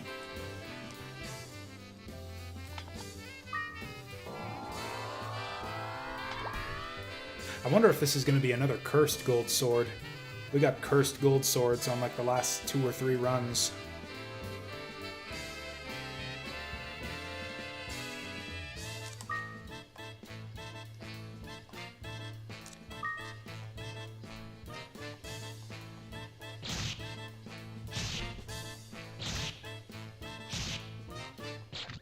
No! Okay, so you can miss against him. I wasn't sure if it was possible, since I wasn't sure that I'd ever seen it happen. But yeah, there you go.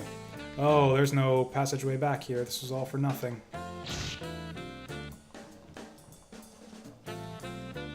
Oh, sorry. Yes, I forgot about that. Yeah, let's go for it. Sweet. See, this one's more my speed. I think this is my favorite one yet. Oh, yeah.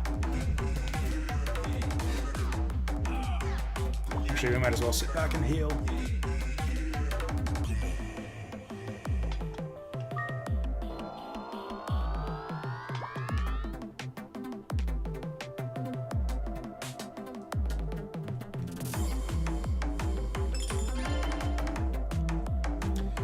Okay, so we have something to look forward to if we find a decurse scroll. Yeah, decurse is one of those ones where it's like, depending on your circumstances, it's either the most useless scroll or the most bestest scroll in the world.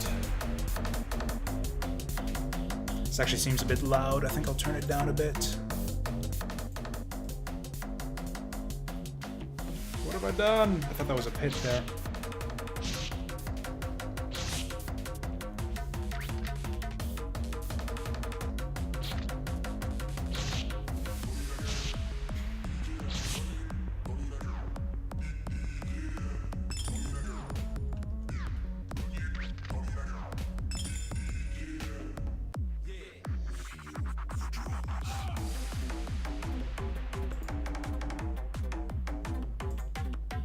Oh, is that like one of those things where it's actually a common situation in games where you'll have a track that'll only play for like a little short snippet of gameplay, but they actually make more music. Like the music track goes on longer than you can actually hear it in the game. Like there's this one section of the North American version of Dynamite Heady where there's just like this brief little moment where Hetty and Heather are just kind of looking into the background, and then I think about a second later she gets kidnapped, and then the boss changes to like epic boss fight music. If you actually listen into the sound test mode though, that pre-fight music that only lasts a literal second actually has a full loop that goes on for much longer than 1 second. Mind you, the reason for that is because in the Japanese version of the game, there's actual text boxes during that scene, so if you just let the text box sit there, then you can actually hear the full track. But yeah, in the North American version, you only hear a second of it.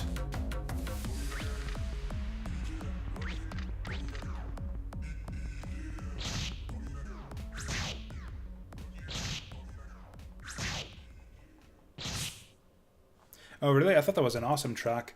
Like I said, I think I liked that one better than the other two that I heard.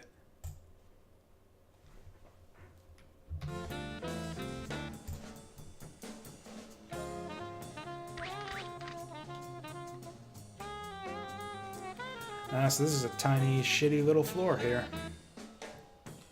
Is there a good place to play King of the Hill?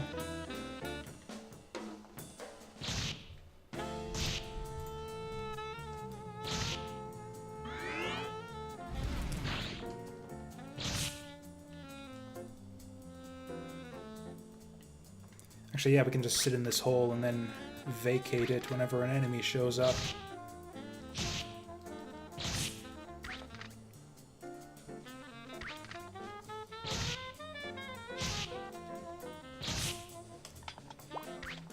Unfortunately, leveling up on the early floors is kind of a thing that you're forced to do on runs like that, like this, where the game doesn't really give you any good stuff, any spell balls or anything to speed things up.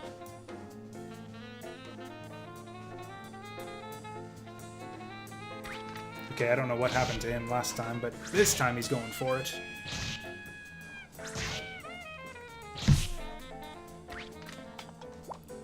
One more enemy should do it.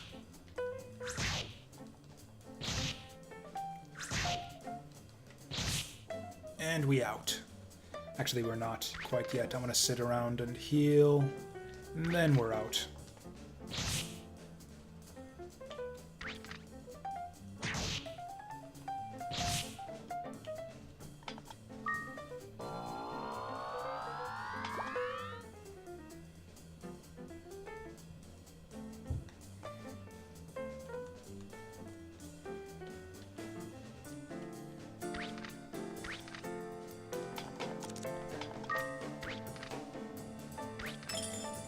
That was actually kind of funny, just dropping off the ledge on the bump trap there. Makes it look like I failed to stick the landing or something. That would actually be pretty painful when you think about it, to make a big drop down like that. Feet first onto a big-ass stone. It would be like stepping down real hard on a Lego or something. Like if you just jumped up and stomped on one of the things. Ah!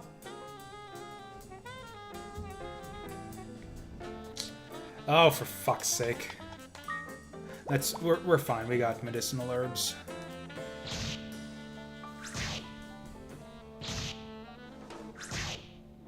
And a reasonably good shield.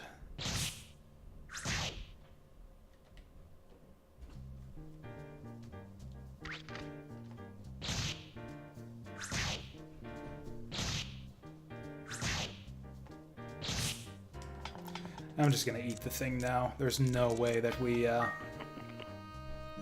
we'll heal enough to be ready for another fight by the time we find another fight.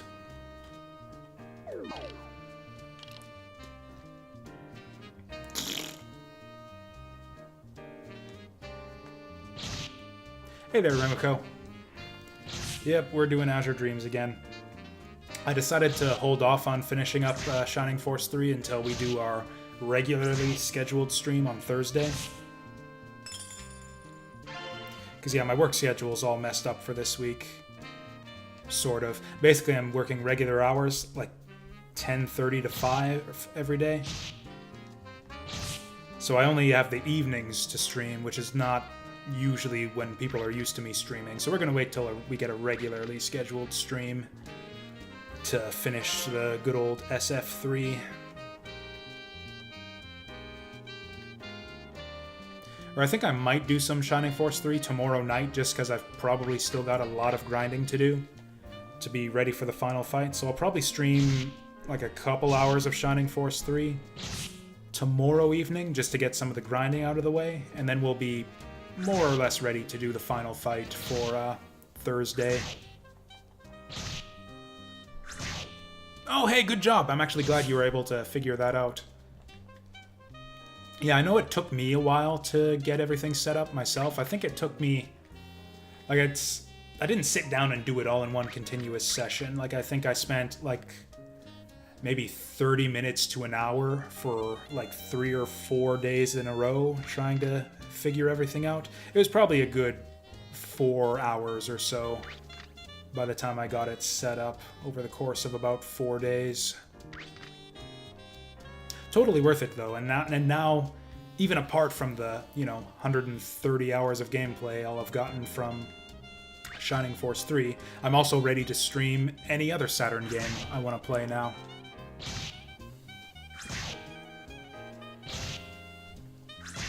Of which I think there was at least one on my big stupid list of tactical RPGs that was on Sega Saturn. Actually, the Langrisser games. Yeah, Langrisser 3, 4, and 5 are all on Sega Saturn, although I think only one of them is translated into English.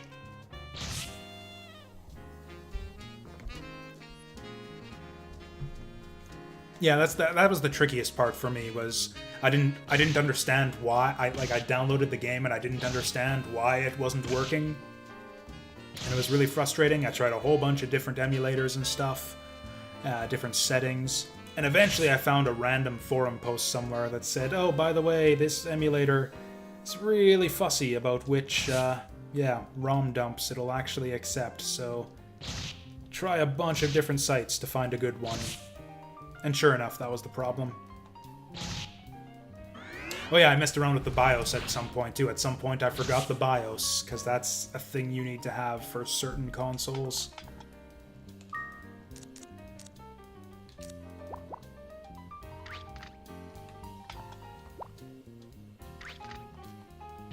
Actually, are we even done on this floor? Looks like it.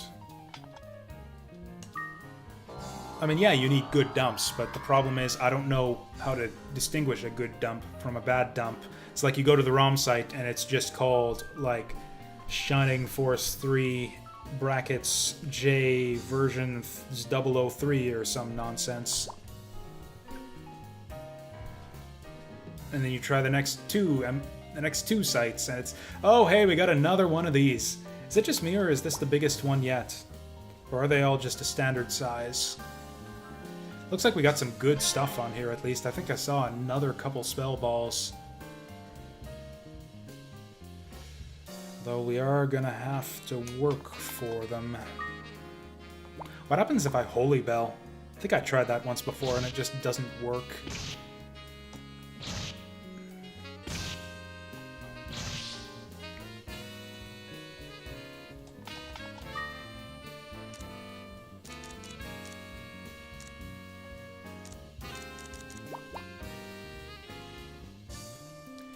What I should probably do is try to group these guys all together. I don't think that's going to work, though. Manovas are actually nasty, but we do have the Medicinal Herb. Ooh, good luck, finally.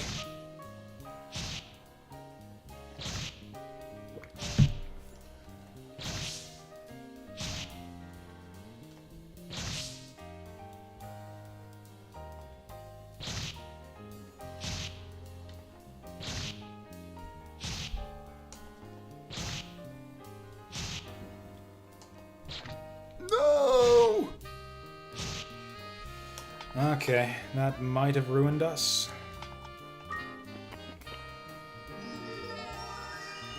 I can deal with these guys one at a time, maybe. I absolutely cannot deal with all of them at once.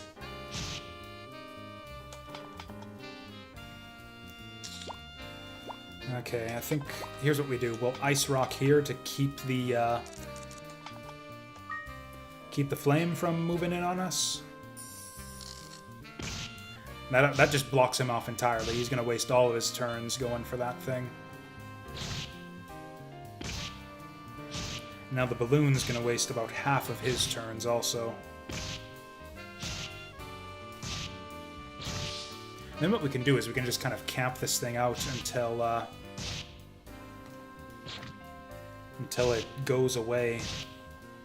Just get the most use out of it that we can.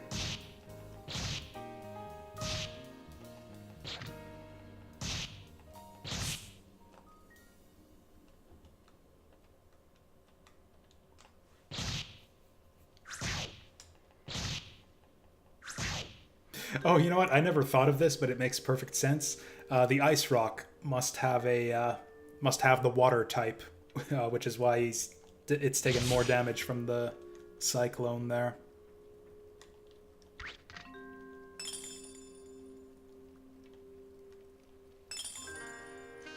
Oh, of course that's what you would do.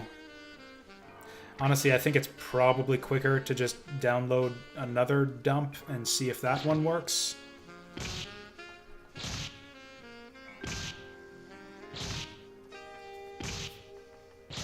I don't know. That's what I did, and it only took about 3 or 4 tries. Like, yeah, does that really save any time over just running the thing in the emulator and seeing if it works? Either way, you've just got to go download another one anyways if you got the wrong one.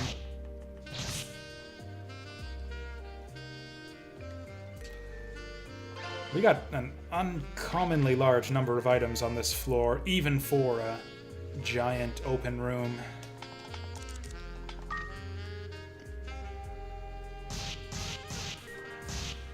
Oh, he must have spawned next to my ice rock.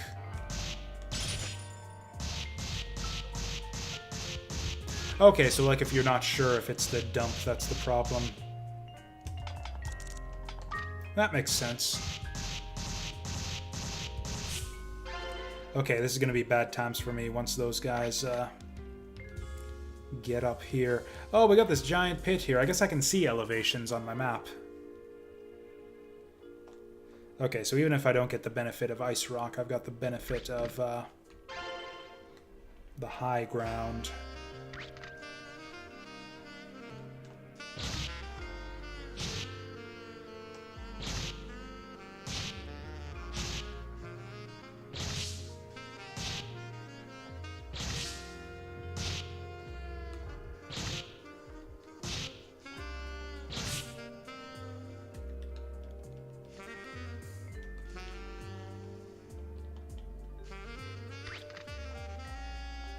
Two clicks is a deceptive measure, though. Because you're not just clicking the mouse twice, you're moving the mouse cursor to the thing you need to click on.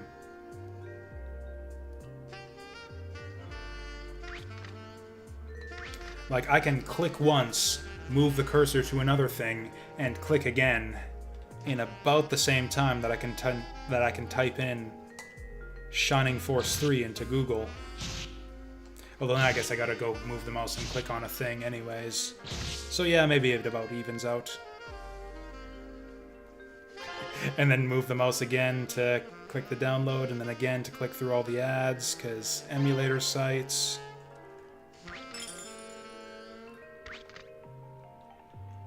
I think we got all the items we could ever want on this floor.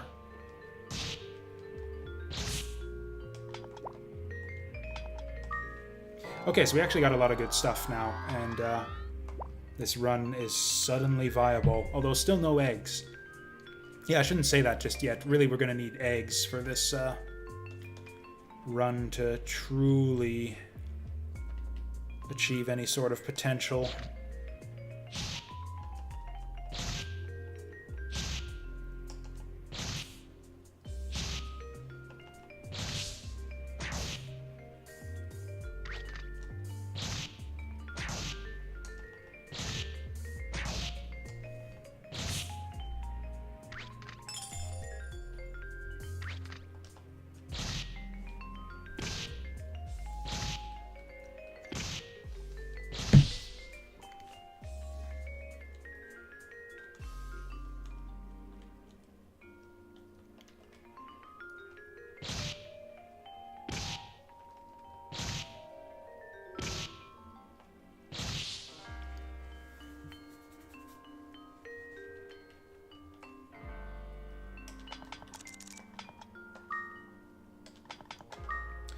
Okay, there's got to be at least some garbage in here we can get rid of. Definitely light seed. I can probably just use star glasses right here. Yeah, all the rest of this stuff is potentially decent. Familiar Bell is also not so good. Whoops. Oh, hey. Oh, pfft. Okay, I guess I'll take it for the money. Yeah, let's just use this thing. Well, that was well spent. Found the 2. And now I know that I don't need to waste my time with all of the empty upper half of this floor. Copper coins.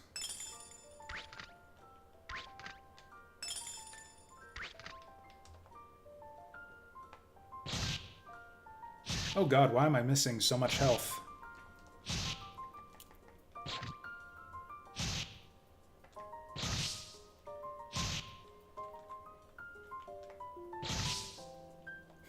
I mean, I was talking mad shit about the Langrisser mobile game a little bit earlier. To be clear, it's not actually a terrible game. It's fine for what it is. I'm just not at all a fan of those types of... Essentially, all mobile games are glorified clickers, essentially. There's like a mini strategy game at the center of it, but there's no real strategy to it. You have like a maximum of 5 units. I think we're gonna Holy Bell right here. Just because I need to get shit out of my inventory anyways.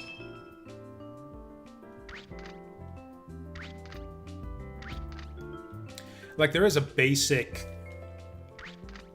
I don't know what to describe it. Compelling aspect to all types of numbers go up type games. Like, in essence, that's kind of what Azure Dreams is. Where you're just building wealth to build buildings, increasing the number of girlfriends, the plus numbers next to your sword you're building up. But the game you have at the center of it all is an actual game. Like, you're actually doing tower runs, which are a thing you can actually get good at and have some depth to it has some depth to it as far as figuring out how to get the best use out of all the items and how to strategize your movements and when to take the high ground, when to fight, when to retreat, all that stuff. It's like an actual video game, you know? Remember video games? You probably don't if you spend all your time playing gacha mobile bullshit all the time. Oh, I'm going for it.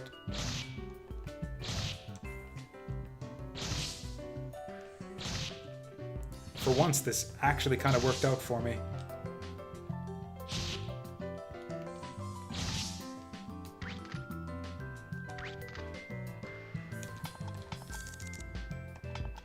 Anyways, the point I was about to make was I actually kind of wish that Langrisser Mobile was on PC so I could stream it and just talk shit about it, but also kind of talk about like the way it connects to the real Langrisser series.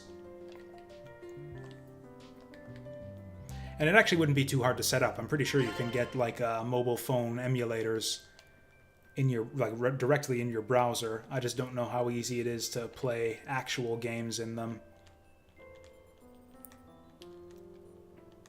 Like, yeah, I used to use like browser emulators for mobile phones all the time back when I was in web development, but I never actually tried to play a game in one.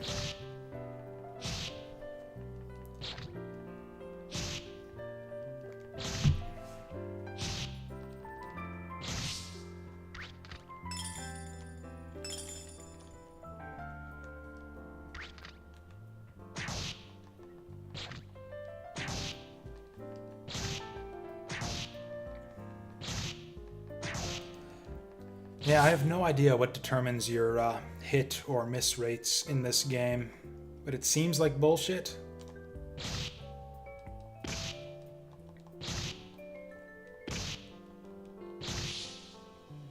Like, if you were to, like, crack open the CD and just examine the layers of just data and coding and formatting and shit, just at the center of it all, you would just see this big just smear of bullshit, and that's the thing that generates the random numbers for when the monsters avoid your attacks.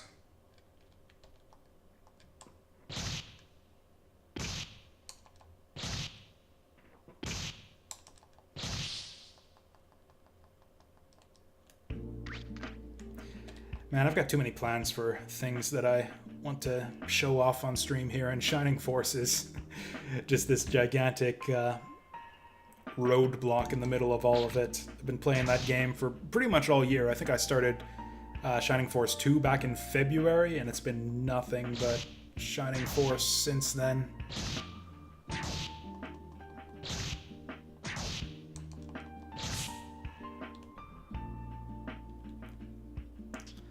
Okay, I think we want off of this floor now. Actually, no, we should do this while we got the high ground. Well, we can't let that happen many more times. Can I actually have a net gain of HP by standing here?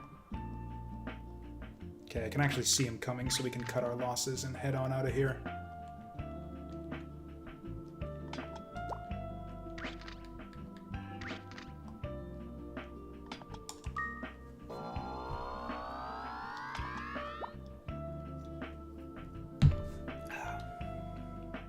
Ah, he's asleep.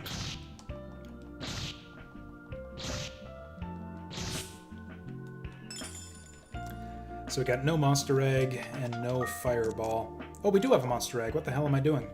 We're pretty close to a level up, although we're on the Clown floor, so it's pretty good odds that we're not going to see that level up anytime soon.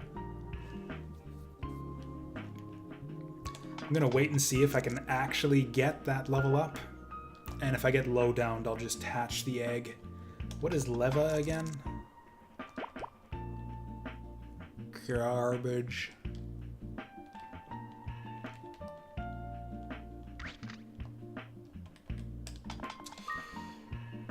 Ooh, we actually got an inventory full of some really good stuff right here. Oh, holy shit, yeah, I missed the acid rain ball, but that happened at some point. Got another ice rock. Let's just use that on the used ice rock. Now we got that, and now we got some incentive to hatch that monster. There's a good chance that this will be the last challenge run that we do, so it would be, you know, a nice finish to things to get an actual good run out of it.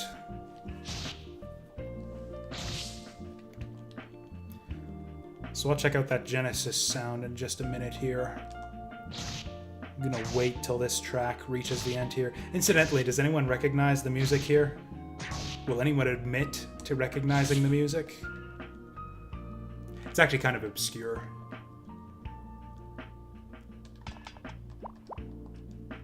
You probably wouldn't have heard of it.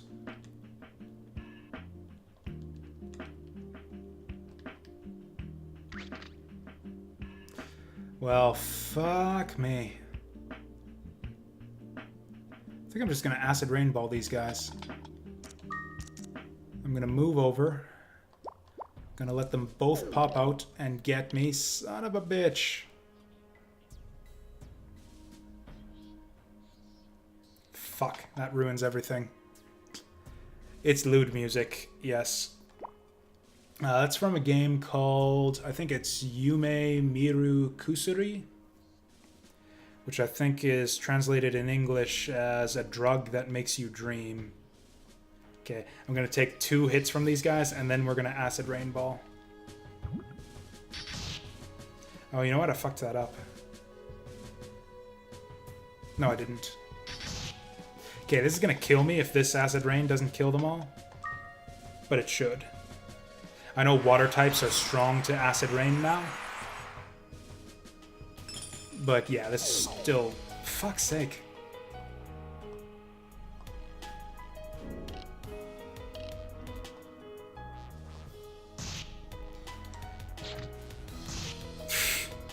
That miss wasn't even from the blindness. There is no blindness equals missing mechanic in this game. That's just me getting unlucky as usual. And then that happens. That's fine. We got plenty of good stuff off this floor. We can take a hike on out of here.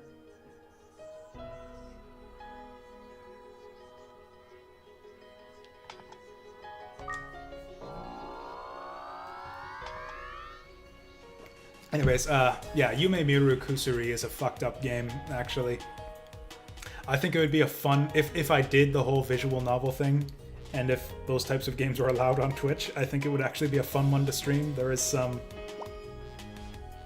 It's a very melodramatic type game. There are some really fun scenes I think you guys would get a kick out of, but unfortunately there is no good platform that I'm aware of on which I could show it off.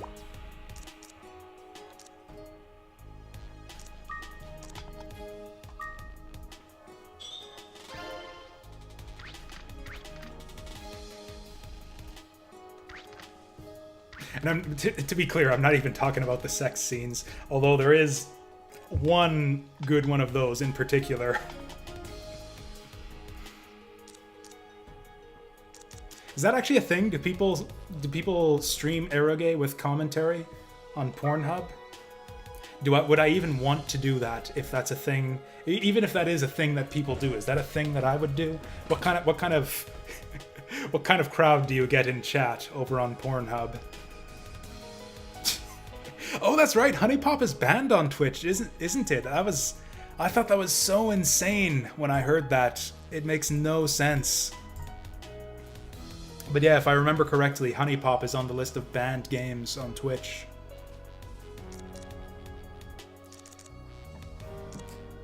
I think we gotta do this now.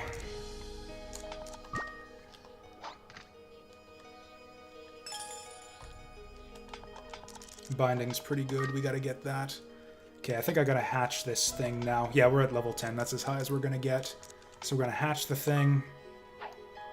And if it's a water type, we'll keep the stream wand. Otherwise, we'll get rid of it.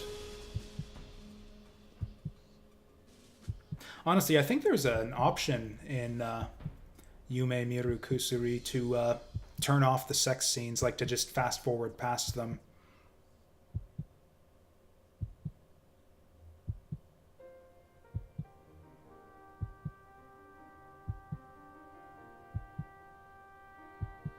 But anyway, since I'm never, realistically speaking, I'm never going to get a chance to stream it, so I'll just spoil the fun sex scene for you guys now. I don't have an explicit content warning on the stream or anything. I know you can do that with your Twitch channel. Just put up an adult content warning. I don't have one, but this is your adult content warning for any kids watching at home. So there's a scene in that game where you get like 3 possible girls you can romance in that one. And there's one scene where the purple-haired one, I think it is, gives your main character a foot job under the table.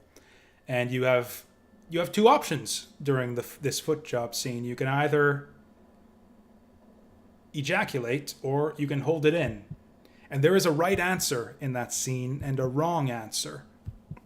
And I'm not gonna tell you whether it's right to hold it in or let it out. I'm not gonna spoil for you what the right answer is, but if you pick wrongly, you will eventually end up with a bad ending, and the girl like kills herself or something. I can't quite remember the details, but yeah. So yeah, it turns out that the under the table foot job scene, a very momentous decision. And I think it's one of my favorite just decision points of in video game history in terms of things that just make no sense.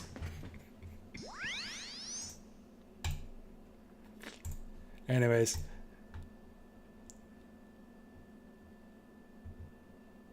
It's one of those games where it's like you get various decisions throughout the game, and unless you make all of the right decisions, you get a bad ending. There are other stupid decisions in that game. It's not a good game, to be clear, or it's a visual novel, really, not a game. But one of the other decisions where it's like you have a date with a girl, you can show up early and wait for her there, or you can stay behind and read the newspaper. And if you don't, and this is not even like a down the road thing, if you go early to the date, she doesn't show up, and you find out the next day that she tried to kill herself, if you stay at home and read the newspaper, then you stay at home and read the newspaper and make it to your date just on time, and then she's there and everything's all happy and turns out fine. And there's no logical connection between you going to the date early or staying at home and reading the newspaper. There is no logical reason why that decision would lead to the girl missing the date and jumping off a building, but there you have it. And it turns out that the good thing that happens if you read the newspaper is you find like a clipping for like an amusement park or something, and you show it to her, and you'd be all like, let's go together. And she's like, oh, that's so sweet. I would love to go to the amusement park with you. And I think there's a sex scene in like a Ferris wheel or something, probably. I don't remember. It's been years since I played this shitty game. But yeah, if you don't do the newspaper thing, then you just don't meet up with her and she kills herself or tries to. Visual novel logic in general, really. Let's hear some Genesis sounds. Oh, this is a classic. I know this one. Oh yeah, this is Genesis classic for sure. Have you heard the Super Nintendo version of this game, of the Cool Spot Rave Dance tune? It's so bad. Like not even compared to the Genesis. It's just like as a piece of music, even without the comparison, even without the Genesis track to compare it to, it's so bad.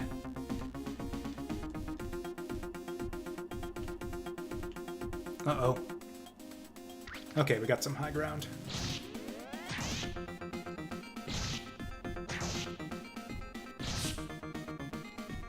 In fact, yeah, I've heard the I've actually got this on my Great Music from Video Games playlist. Oh, really? I can hardly even tell the difference. This might be the one I have on my video game music playlist then, but this is the version I've heard dozens and dozens of times. It's been a long ass time since I've heard the SNES version, though. So we're gonna pull up the SNES version of Rave Dance Tune if we can. They don't even have it on YouTube. I type in Cool Spot Rave Dance Tune SNES, and the first 3 results are the Genesis version. That's amazing. Do they even have it on here?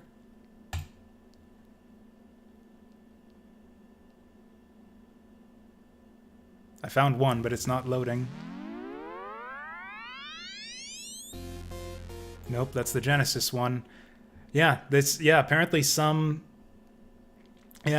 person doing God's work has just purged the SNES Rave Dance Tune from YouTube.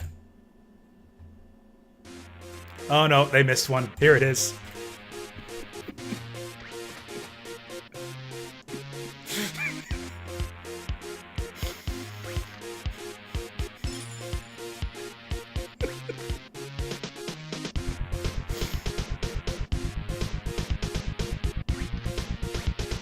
You know, this is actually probably better. I think this is better than I remembered it being. I remember there being the awful SNES brass somewhere in the SNES version.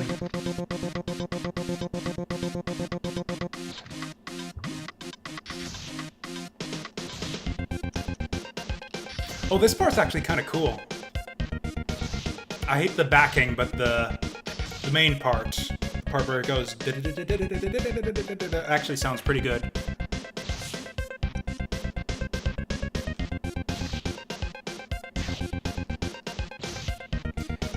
Yeah, it's not quite as bad as I remembered it. I wonder if they improved this at all for the uploaded version.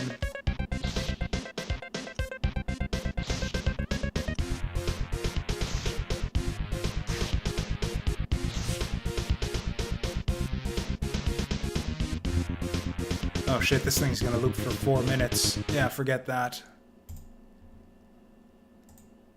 Yeah, maybe it was like ZSNES emulation ruined it or something. Yeah, I could swear it was like it used the SNES trumpet for the main, the main melody. Do do do do do do. Yeah, I thought that part was the SNES trumpet. No! This actually doesn't cost me much if it hits. This one, on the other hand... Okay, thank you.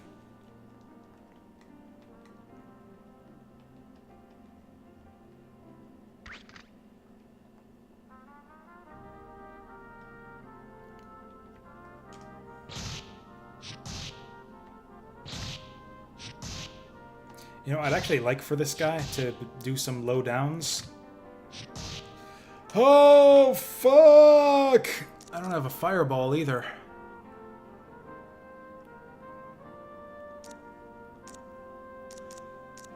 So we can roll the dice and just hope that he doesn't fuck our shit up. I think I'm just gonna Wind Crystal out. We got some really valuable shit here. Yeah, so much for getting good runs. It was Cyclone. Cyclone wasn't gonna fucking help us on that run anyways.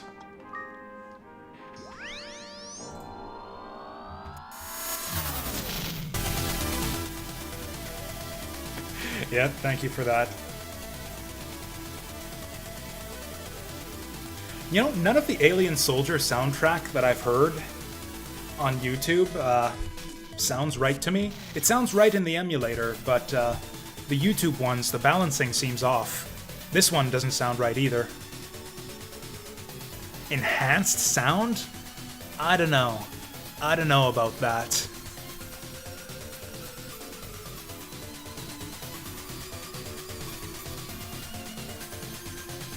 Actually, that reminds me, I replayed, that's what it says in the description of this one. Please check out the 2019 OST. Oh, he's saying this other one has enhanced sound. Okay, he has a link to a playlist with another playlist with all the music that supposedly has enhanced sound. Oh, this is actually my favorite track from Alien Soldier, just for how freaking just all out it goes. This is one of my favorite boss themes.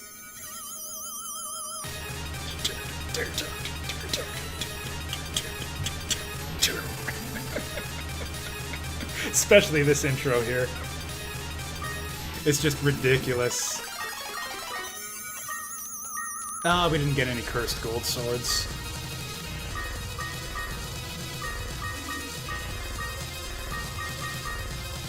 Anyways, it's kind of less good when it loops, but it's still just ridiculous fun, and I really love it.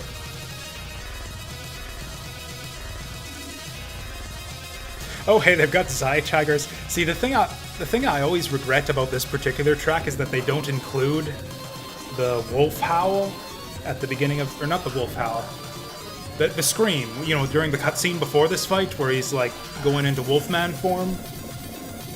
And they actually have that as a separate track right here.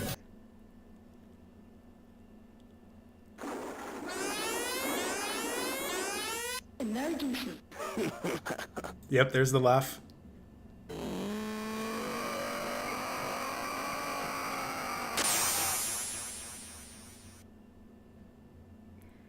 Oh, or was it that one? Or you know what? No, it was the final boss music. Final boss music had the Wolfman howl. If I can remember what it's called. Yeah, the visuals are great for that, though. The way, like, his face stretches out. This one right here.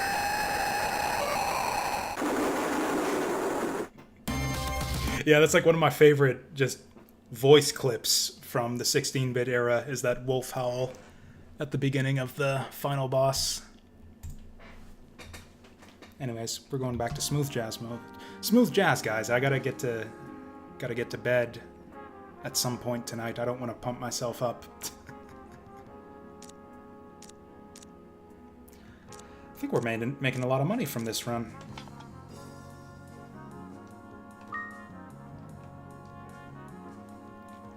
So apparently this is the day where we just do very short but very lucrative runs. I don't think we've had a single run go up past like floor 7 or 8, but they've all given us like 7,000 gold or more.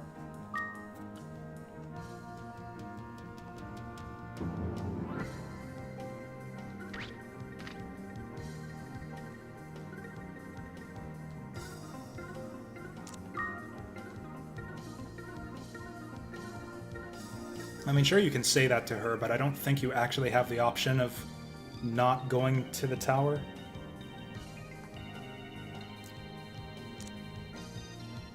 Like, the day won't pass into the next day until you go to the tower. Like, the sun rises and sets in the world of Azure Dreams based on when you exit the tower.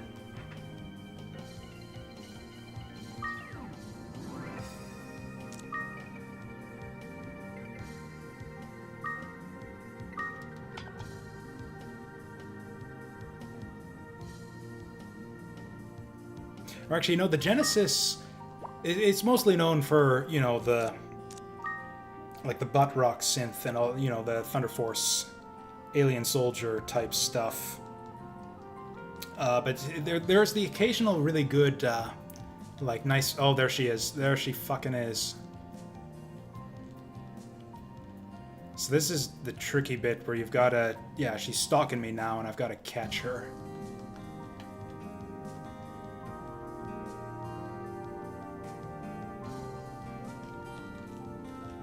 And it's kind of tricky because the timing is quite exact. Yeah, I don't know how this actually works. Or maybe I gotta find a short building. If I still had the small house, this would be easy. Yeah, then she disappears from you. Anyways, the one I'm thinking of right now...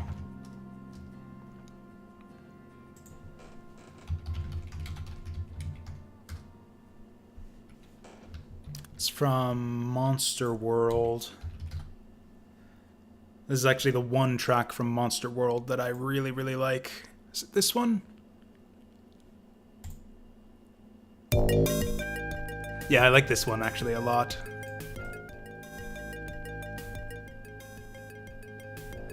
Again though, this version on YouTube doesn't quite sound right.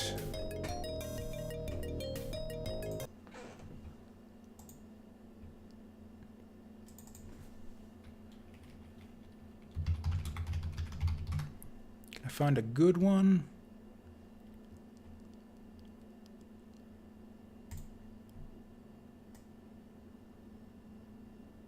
You know what, I've probably got it on my video game music playlist. There we go, that's more like it.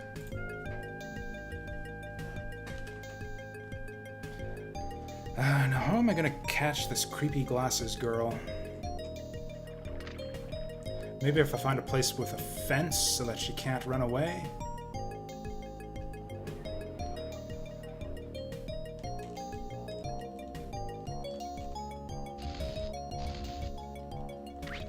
Yeah, I think I need to find a shorter building somehow. Maybe the theater? Can I come out the side of the theater? Oh, is she not done yet? She's got to be done. She's got an icon on the save file. Or I guess this is just where you go to visit her.